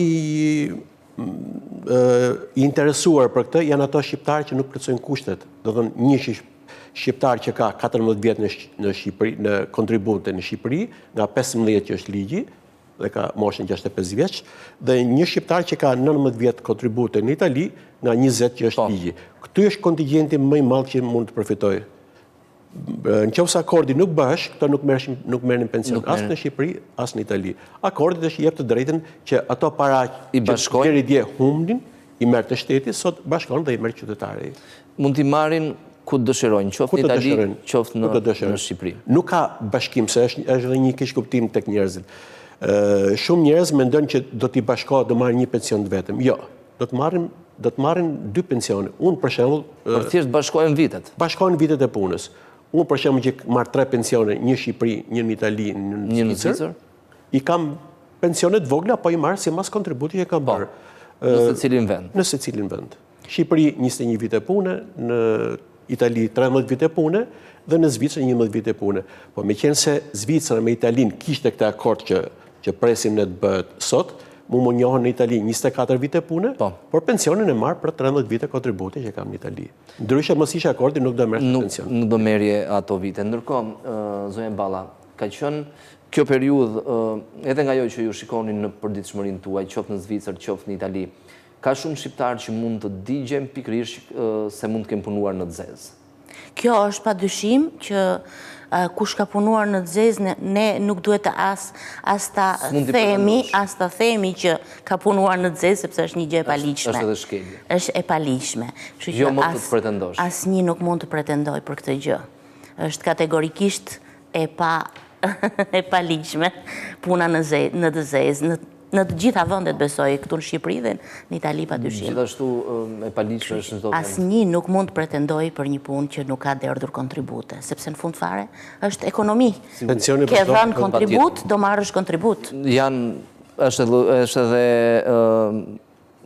kontribut për kontribues, pra janë parat e individëve që duhen kthyer mbrapsh. Derisa s'ke kontribuar nuk mund pretendosh për ato vite. I ke marrë në vite më parë këto që kërkon sot, i ke marrë për para, kështu që nuk mund të kërkosh ekonomiste. Kanë nga ana tjetër shqiptarët probleme me vitet, flas gjithmonë për ata që jetojnë në Itali, sepse në Shqipëri dalin pafund pensionet të pjesshme pikërisht për shkak të mungesës. Vitet përpara 94-s, sepse ka probleme të mëdha, edhe për shkak të sistemit si ishte. Është problemi i sistemit kontributiv dhe retributiv. Por unë për shembull për veten time e kam zgjidhur duke marrë nga Shqipëria, duke sjell një javë punë. Më kërkuan që të bëj një riskato quhet në italisht. Të bëj një riskato që të futesha në kontingjentin e njerëzve që kanë filluar punë para vitit 96. Domethënë ligji parashikon kush ka filluar punë me 1 janar të 96-s. Për të devijuar këtë pengesë që ka ligji, unë mora një javë punë nga Shqipëria, nga një muaj, se një muaj më kushtonte rreth 1.000 euro për të paguar. Kontribut. Pse duhet të paguaj 1.000 euro kot, kur mjafton një javë, më kthyen, pagova një javë 200-300 euro, sa ishte, dhe kështu e zgjidhet problemi. Pra mund zgjidhet edhe në këtë formë. Unë do të shtoja një gjë të vogël këtu, jo se satit i shpëton, nuk është se nuk e di, por këto janë probleme teknike. Dhe për këto probleme teknike... Nuk i din se si duhet. Pikërisht, për këtë po e them, për njerëzit. Këto janë probleme teknike dhe njerëzit duhet të drejtohen ke patronatet, sepse ato do t'jenë të mirë informuar për këtë marrëveshje, do të kenë ligjin, do të kenë nenet e të gjitha, dispozitat, çdo gjë të parashtruar. Puna e satit me këtë marrëveshje mbaron, nuk është teknik i pensioneve, si me thonë. Rëndësi ka të ngresh strukturat, sepse strukturat këtu në Shqipëri janë. Për këtë, Esatin e ka ndihmuar shumë, mund të thot Esati vetë kush patronat? Irena Gjani me Inak Albania, që ajo është një specialiste shumë e mirë dhe mund të ndihmoj të gjithë shqiptarët që janë këtu në Shqipëri. Ndërsa në Itali ka patronatet për pensionet, që çdo shqiptar mund të drejtohet. Mund marrë informacion, mund marrë gjithçka. Mund marrë informacion dhe ndihmë për këtë punë. Plotësimin e dokumentave. Plotësimin e dokumentave do ta bëj në pranit patronateve. Irena është laureuar në Itali, në Ancona, ka punuar atje, ka pas një studio atje, është kthyer përfundimisht në Shqipëri, ka këtu studien vetë, që është specialistja e njeh jashtëzakonisht mirë. E njeh çështjen edhe emigracion. Në Itali, edhe me bisedat që kemi bërë me zotin Trimçev, presioni ka qenë gjithmonë në çdo institucion ku ishte çështja e pensioneve. Në Shqipëri keni pasur mbështetje, pavarësisht se këtu gjithçka u mbyll shumë shpejt. Në Shqipëri fillimisht ishte vështirë. Unë kam arritur të kontaktoj deri me kryeministin Rama. Po ishte koha që kryeministi Rama kishte ngritur Ministrinë e Diasporës. Po. Edhe më lidhi direkt me Pandeli Majkon. Që ishte ministër. Pandeli Majkon kishte caktuar Etjen Xhafa, që ishte zëvendësministri i punës jashtme. Në postimet e mia unë kam thënë kështu, s'kisha eksperiencën e Zvicrës. Në Zvicër, nëse është një problem popullor, presidentja e shtetit hypte trenit dhe ka ardhur në Itali me tren, jo me avion, hypte trenit. Zoti kryeminist, kjo është një problem që duhet ta zgjidhni ju. Se në Itali ka një shprehje, i Zoti i thot qenit, qeni i thot dhelprës, dhelpra i thot bishtit, bishti fillas për dridhet. Edhe kjo po kështu është. Edhe faktikisht kështu ndodhi, në momentin që Zoti Rama u bind që mbrapa kësaj çështje është një numër i madh votuesësh, një numër i madh emigrantësh që ka nevojë për punë, i hyri kësaj çështje vetë dhe zgjidhëm Meloni, siç jemi dhe zgjidhë shumë. Edhe për fat, edhe për shkak të miqësisë që ata mund të kenë njëri me tjetrin, me Rama me Melonin, gjithçka u zgjidh në një kohë rekord. Rekord, ashtu është. Çfarë duhet bëjnë individët gjithmonë në kuadër të dokumentave? Supozojmë një shqiptar i cili ka punuar për 10-15 vite në Itali dhe është kthyer jeton në Shqipëri. Ai duhet të shkojë te Instituti Shqiptar i Sigurimeve apo duhet të shkojë te italiani? Atëherë, një shqiptar i cili e ka abandonuar përgjithmonë Italinë, ka hequr domicilion, siç vend banik, rezidencën nga Italia dhe në Shqipëri, qofse ka mbushur moshën e pensionit 67 vjeç, e merr edhe pse kjo kohë mund të ketë kaluar, edhe me një vit punë e pension që mund të ketë pasur në Itali, mund ta kërkojë dhe e merr. Deri dje në Shqipëri thonë nuk bëhet, për Irena Xhani që thash që më parë, ka bërë disa raste dhe shqiptarët këte mund ta bëjnë, mund ta marrin këtë pension dhe pa akordin. Pra mund ta bëjnë nga këtu. Mund ta bëjnë nga këtu, i merr.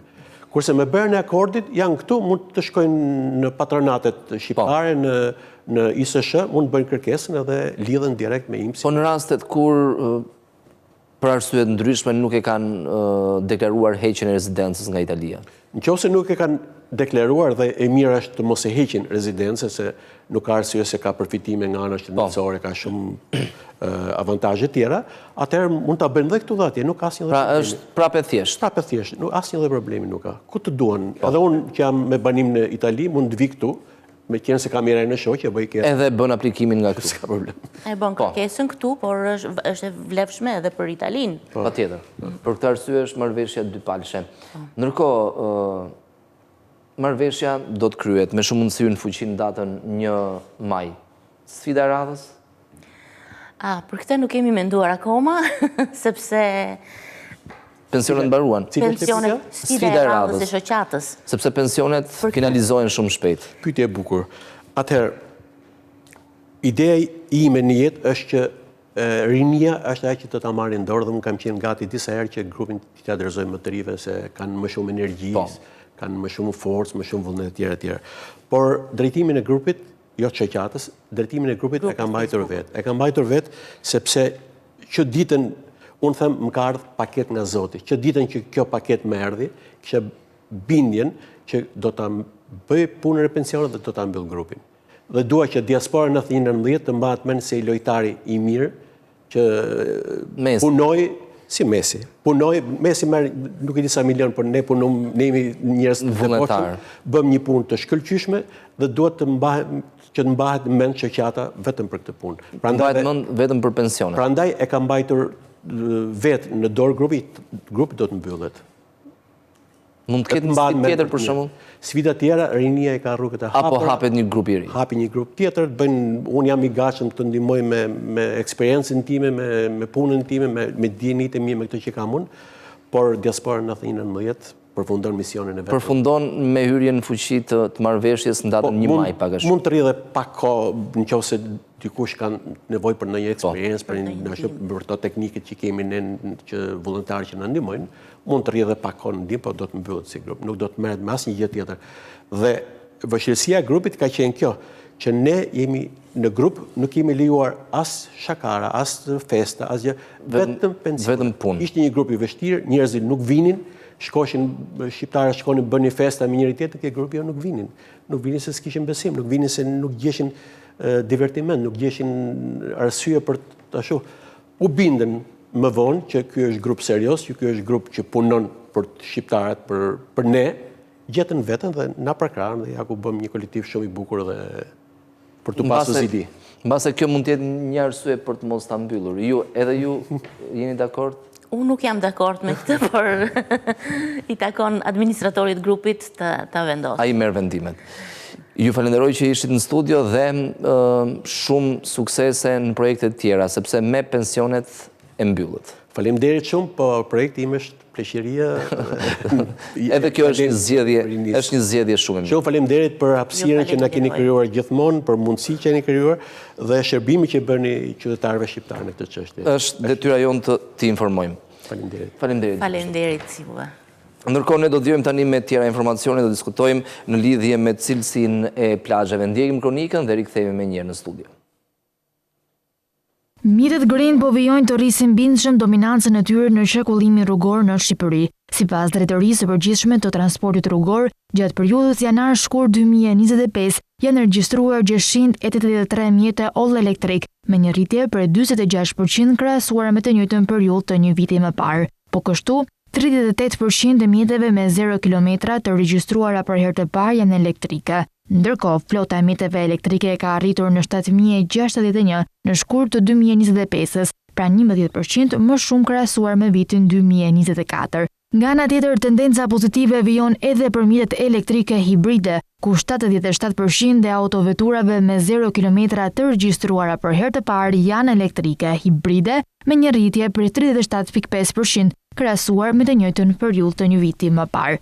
Sipas të dhënave nga Drejtoria e Përgjithshme e Transportit Rrugor, rritja e regjistrimeve për mjetet green ka sjellë edhe një impakt ambiental, ku vjet e rejës janë reduktuar 901.560 kg dioksid i karbonit në vit, që kjo do të thotë 30.052 mushkëri ambientale më të pastra dhe më të shëndetshme. Gjithashtu, 73.5% autoveturave të regjistruara gjatë janar-shkur 2025 janë europeze sipër, duke përmirësuar cilësinë e ajrit dhe qëndrueshmërinë e transportit në vend. Shqipëria po ecën drejt një tranzicioni më miqësor me mjedisin, pasi shifrat dëshmojnë për një rritje të interesit për makina ekologjike green, duke përqafuar teknologjitë e pastra në transport. Ndërkohë, gjatë periudhës janar-shkur të këtij viti janë regjistruar 683 mjete, të gjitha elektrike me një rritje prej 46%, krahasuar me të njëjtën periudhë të një viti më parë. Ndërkohë, flota e mjeteve elektrike ka arritur në rreth 7.000 ose 11% më shumë krahasuar me 2024. Ndryshimet klimatike janë një sfidë globale ndaj institucioneve ndërkombëtare po ndërmarrin hapa për të bërë këtë sfidë sa më të menaxhueshme për ekonominë. Një prej iniciativave në këtë drejtim është edhe programi One Future, i cili synon të forcojë kapacitetet e institucioneve të arsimit të lartë për zbatimin e politikave mjedisore. Ky program ka në fokus Mjetet green po vijojnë të rrisin bindshëm dominancën e tyre në shekullimin rrugor në Shqipëri. Sipas Drejtorisë së Përgjithshme të Transportit Rrugor, gjatë periudhës janar-shkur 2025 janë regjistruar 683 mjete all elektrik, me një rritje për 46% krahasuar me të njëjtën periudhë të një viti më parë. Po kështu, 38% e mjeteve me 0 kilometra të regjistruara për herë të parë janë elektrike. Ndërkohë, flota e mjeteve elektrike ka arritur në 7.061 në shkurt të 2025-s, pra 11% më shumë krahasuar me vitin 2024. Nga ana tjetër, tendenca pozitive vijon edhe për mjetet elektrike hibride, ku 77% e autoveturave me 0 kilometra të regjistruara për herë të parë janë elektrike hibride, me një rritje për 37.5% krahasuar me të njëjtën periudhë të një viti më parë. Sipas të dhënave nga Drejtoria e Përgjithshme e Transportit Rrugor, rritja e regjistrimeve për mjetet green ka sjellë edhe një impakt ambiental, ku vjet e rejës janë reduktuar 901.560 kg dioksid i karbonit në vit, që kjo do të thotë 30.052 mushkëri ambientale më të pastra dhe më të shëndetshme. Gjithashtu, 73.5% autoveturave të regjistruara gjatë janar-shkur 2025 janë europeze sipër, duke përmirësuar cilësinë e ajrit dhe qëndrueshmërinë e transportit në vend. Shqipëria po ecën drejt një tranzicioni më miqësor me mjedisin, pasi shifrat dëshmojnë për një rritje të interesit për makina ekologjike green, duke përqafuar teknologjitë e pastra në transport. Ndryshimet klimatike prej kohë tashmë po kthejnë në një sfidë për globin duke përfshirë këtu edhe Shqipërinë. Projekti One Future është një pikë që merret me këtë sfidë dhe ka ardhur në Shqipëri duke prezantuar ide për të zgjidhur dhe për të mirësuar jetesën në këtë aspekt. Ndryshimet klimatike janë një sfidë globale ndaj institucioneve ndërkombëtare po ndërmarrin hapa për të bërë këtë sfidë sa më të menaxhueshme për ekonominë. Një prej iniciativave në këtë drejtim është edhe programi One Future, i cili synon të forcojë kapacitetet e institucioneve të arsimit të lartë për zbatimin e politikave mjedisore. Ky program ka në fokus brezin e ri, duke i konsideruar ata si të parë që duhet të ndërgjegjësohen dhe të veprojnë për një të ardhme sa më të qëndrueshme. Punti kryesor është në fakt në institucionet e arsimit të lartë për të ngritur kapacitetet brenda këtyre institucioneve për të zhvilluar njohuri të reja për klimën, për zhvillimin e qëndrueshëm dhe për veprimin ndaj ndryshimeve klimatike. Projekti synon reformimin e kurrikulave, zhvillimin e qendrave kërkimore për klimën dhe për zhvillimin e qëndrueshëm, por njëkohësisht synon dhe ky është synimi kryesor është lidhi akademikët me botën e biznesit. Sektori i turizmit që ka performuar në nivelet e larta gjatë 2 viteve të fundit duke regjistruar një numër të lartë vizitorësh, është ndër më të prekurit nga ndryshimet klimatike. Por si synon programi One Future të kontribuojë në këtë sektor? Në zhvillimin e turizmit të qëndrueshëm është ftesa që do i jepnim të gjithë bizneseve në sektorin e turizmit të bëhen pjesë e platformës One Future, që ishte objekti kryesor i diskutimit në workshopin e sotëm, dhe neve duke përdorur kapacitetet brenda Fakultetit të Ekonomisë, studentët dhe pedagogët tanë, të krijojmë bashkëpunime me aktorët në sektorin e turizmit, me bizneset në sektorin e turizmit, për të krijuar projekte të përbashkëta që të nxisin zgjidhjen e një problematike në sektor të lidhur me qëndrueshmërinë dhe me zhvillimin në fushën e ndryshimeve klimatike dhe në problematikat që prekin specifikisht sektorin e turizmit. Programi One Future vjen në Shqipëri në kuadër të iniciativave të financuara nga programet e Bashkimit Evropian, duke mbështetur projekte bashkëpunimi ndërkombëtar në arsimin e lartë. Ky program do të jetë i pranishëm në të gjithë fakultetet e Universitetit të Tiranës, duke ndihmuar në integrimin e çështjeve të qëndrueshmërisë dhe klimës në programet akademike. Kryetari i Partisë Demokratike Sali Berisha deklaroi se nuk do të ketë urbanizim përpara legalizimit. Sipas tij, nuk mund vendoset një rregull nëse nuk zgjidhet problemi i legalizimit.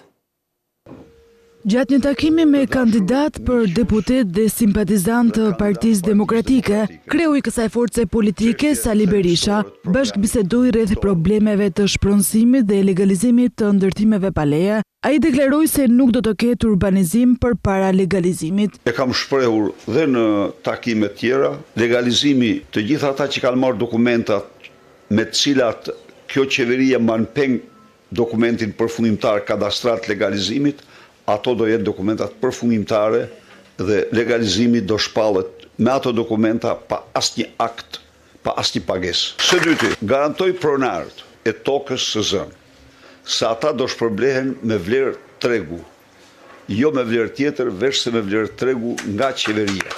Së treti, nuk do ketë urbanizim para legalizimit, do ketë legalizim para urbanizimit. Sipas Berishës, nuk do të vendoset rregull në qoftë se nuk zgjidhet problemi legalizimit. Do të shohim tani edhe disa nga informacionet kryesore nga bota. Komisioni Evropian parashikon që borxhi publik Greqisë të ulet nivelin e 119% të prodhimit të brendshëm bruto deri në vitin 2035.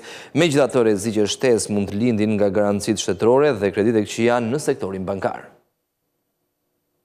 Komisioni Evropian identifikon rreziqe të larta për qëndrueshmërinë fiskale afatmesme të Greqisë në raportin e monitorimit të qëndrueshmërisë së borxhit publik për vendet anëtare të Bashkimit Evropian. Në të kundërt, rreziqet afatshkurtra dhe afatgjata karakterizohen si të ulta. Më konkretisht, për sa i përket periudhës afatmesme dhe sipas skenarit bazë për zhvillimet fiskale të shqyrtuara në raport, borxhi parashikohet të ulet, por mbetet i lartë në periudhën afatmesme duke arritur në rreth 119% të prodhimit të brendshëm bruto në vitin 2035. 2035. Ulja e raportit të borxhit publik bazohet në supozimin e një suficiti primar strukturor për 1.7% të prodhimit të brendshëm bruto pas vitit 2025, me politikë fiskale të pandryshuar nga viti 2026, duke përjashtuar ndryshimet në kostot e plakjes. Ulja e borxhit përfiton gjithashtu nga një tjetër efekt i favorshëm gjatë vitit 2034, nevojat për financim bruto të qeverisë pritet të bien deri në vitin 2027. Përsa u përket rreziqeve fiskale afatshkurtra, të cilat vlerësohen në përgjithësi si të ulta, ky vlerësim vjen nga që nevojat për financim bruto të qeverisë pritet të mbeten të ulta në rreth 10% të prodhimit të brendshëm bruto në periudhën 2025-26, ndërkohë që Greqia ruan vlerësimin e kreditit të klasës së investimeve në 3 nga 4 agjencitë kryesore të vlerësimit. Për sa i përket periudhës afatgjatë, ku parashikohen edhe rreziqe të ulta të qëndrueshmërisë fiskale, vlerësohet se Greqia nuk do të ketë nevojë të përmirësojë balancën parsorë strukturore në krahasim me skenarin bazë për të siguruar stabilizimin e borxhit në terma afatgjatë. Megjithatë, sipas komisionit, duhet të merren parasysh edhe disa faktorë shtesë që rrisin rrezikun fiskal, të cilët lidhen së pari me garancitë shtetërore dhe së dyti me kredit me probleme në sektorin bankar. Ndonse peshë atyre ka rënë ndjeshëm në vitet e mëparshme, ajo mbetet në nivelin më të lartë në Bashkimin Evropian. Një tjetër faktor janë çështjet gjyqësore të pasgjidhura ndaj shtetit që kanë implikime të mundshme fiskale. Megjithatë, sipas raportit, ka edhe faktor zbutës të rrezikut që lidhen me strukturën e borxhit. Së pari, pjesën më të madhe të borxhit e mbajnë ende udhënësit zyrtar me norma interesi të ulta. Së dyti, struktura e borxhit është veçanërisht e vjetruar krahasuar me shtetet anëtare homologe, dhe së treti, fakti që borxhi publik është në euro përjashton rreziqet e kursit të këmbimit. Përveç skenarit bazë, komisioni shqyrtoi edhe skenaret e evolucionit të borxhit në situata më ekstreme.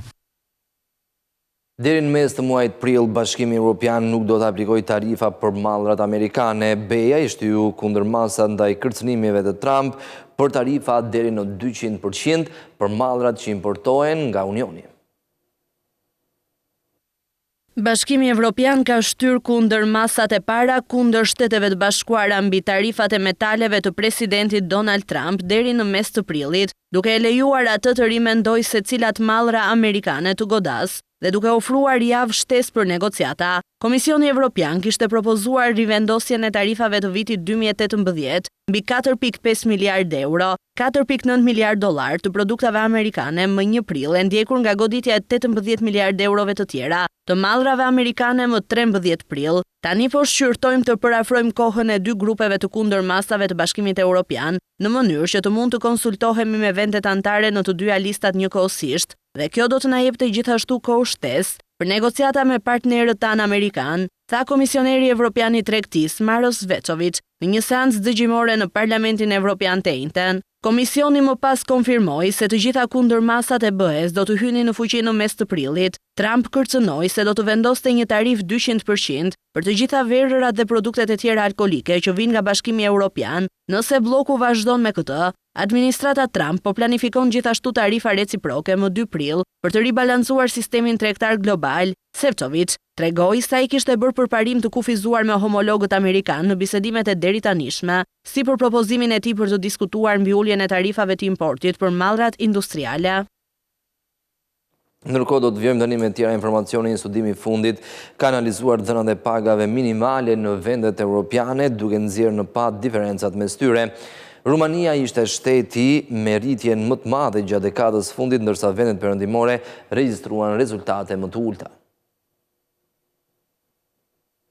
Një pagë minimale përshtatshme është thelbësore për sigurimin e një standardi të mirë jetese për punonjësit, por si kanë ndryshuar pagat minimale në Evropë nga viti 2015 në 2025, dhe gjatë dekadës së fundit a janë zgjeruar apo ngushtuar pa barazitë në paga. Që nga janari 2025, paga minimale mujore bruto në Bashkimin Evropian varionin nga 551 euro në Bullgari në 2138 euro në Luksemburg, sipas Eurostat. Kur përfshihen vendet kandidate për në Bashkimin Evropian me të dhënat të disponueshme, paga minimale më e ulët është ajo e Ukrainës në 182 euro, e ndjekur nga 285 euro në Moldavi. Në janar 2015, ky total varionte nga 184 euro në Bullgari dhe 1923 euro në Luksemburg. Ndër vendet kandidate, shifra më e ulët ishte 53 euro në Moldavi. Në terma nominal në euro, duke përjashtuar luhatit e monedhës vendase, Rumania shënoi rritjen më të lartë të pagave minimale bruto midis vendeve metaleve të Bashkimit Evropian. Totali i saj u rrit me 273% nga 218 euro në janar 2015 në 814 euro në 2025, kur përfshihen vendet kandidate, Moldavia shënoi rritjen më të rëndësishme me një vlerë prej 438%. Në Bullgari, ku pagat kanë qenë historikisht ndër më të ultat në Bashkimin Evropian, paga minimale u zgjerua nga 184 euro në 551 euro, duke shënuar një ndryshim prej 199% midis 2015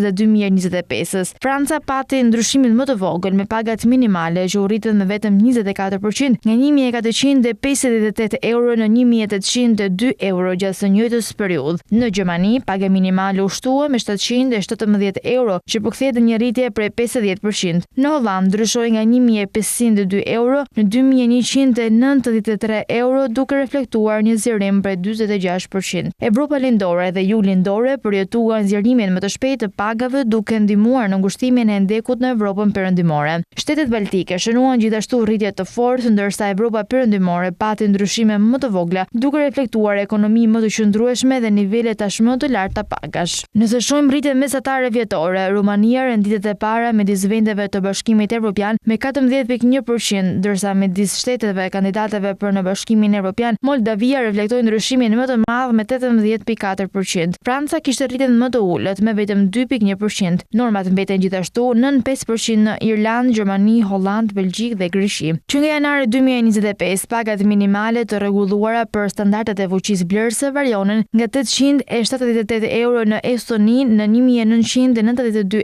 euro në Gjermani midis vendeve të Bashkimit Evropian. Shqipëria shënoi shifrën më të ulët nga vendet kandidate me të dhëna të disponueshme me 564 euro.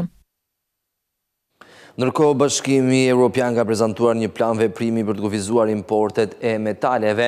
Plani përfshin gjithashtu masa mbrojtëse për të parandaluar konkurrencën e pandershme dhe anashkalimin e rregullave.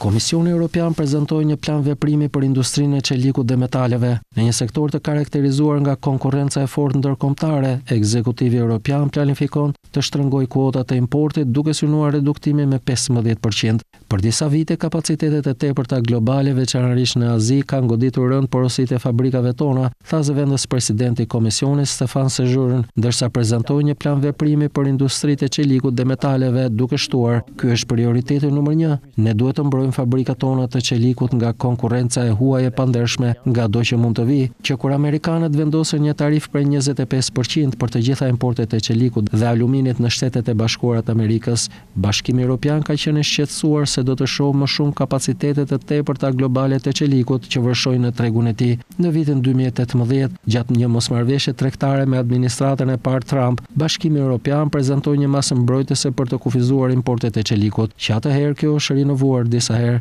Nga prilli në vazhdim, Komisioni do të rrisë këto kuota për të marrë një reduktim të mëtejshëm prej 15% të importeve. Ajo gjithashtu ka njoftuar se do të paraqesë një zëvendësim të klauzulës mbrojtëse në tremujorin e tretë të 2025-s, që do të skadojë në vitin 2026. Plani veprimit për çelikun dhe aluminin përfshin gjithashtu një hetim mbi aluminin në tregun e Bashkimit Evropian për masa të mundshme mbrojtëse. Europa duhet të jetë një lojtar global i çelikut, jo një shesh lojrash, paralajmëroi Sejourn. Për të mbrojtur tregun e saj nga konkurrenca pandershme globale, Bashkimi Evropian planifikon gjithashtu të prezantojë një rregull për importet e metaleve. Bloku duhet të parandalojë importuesit e huaj që të anashkalojnë masat e mbrojtjes tregtare, të tilla si masat anti-subvencionim, duke kryer fazën përfundimtare të procesit të prodhimit në një vend të tretë që nuk u nënshtrohet masave përpara dërgimit në Bashkimin Evropian.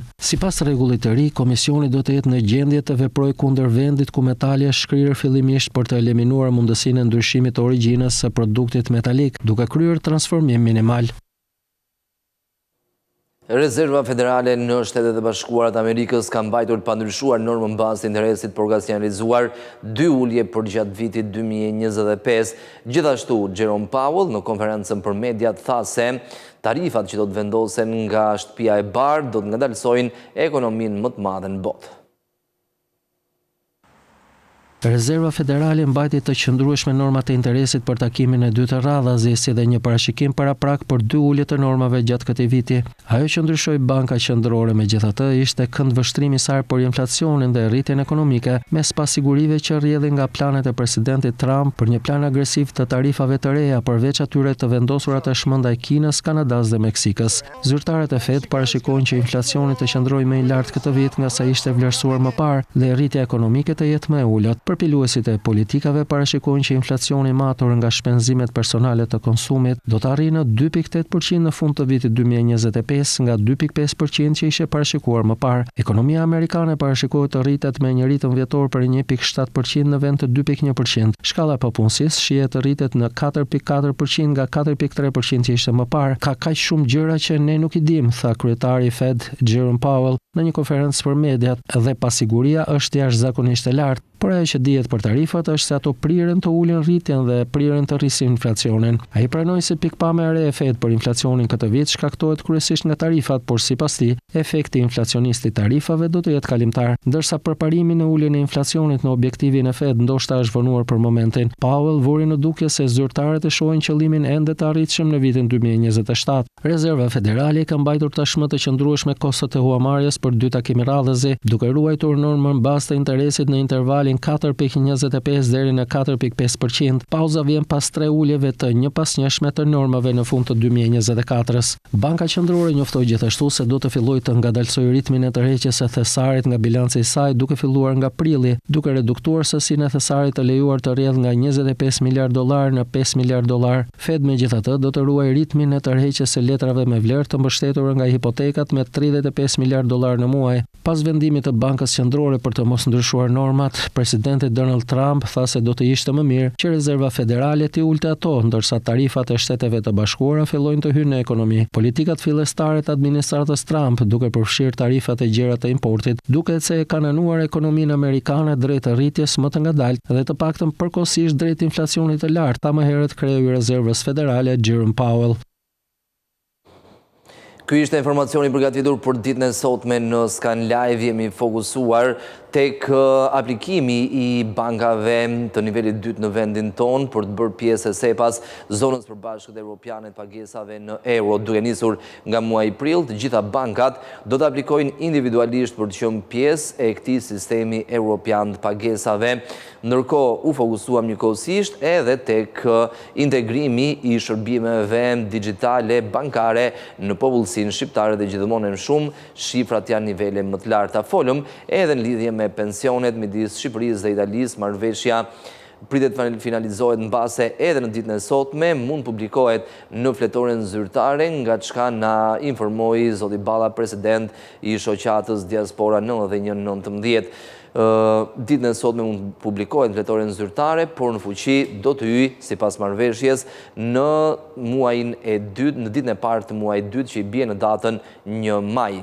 Ky ishte informacioni përgatitur për sot. Do të rishihemi sërish të hënën si gjithmonë në orën 10. Deri atëherë, mirupafshim.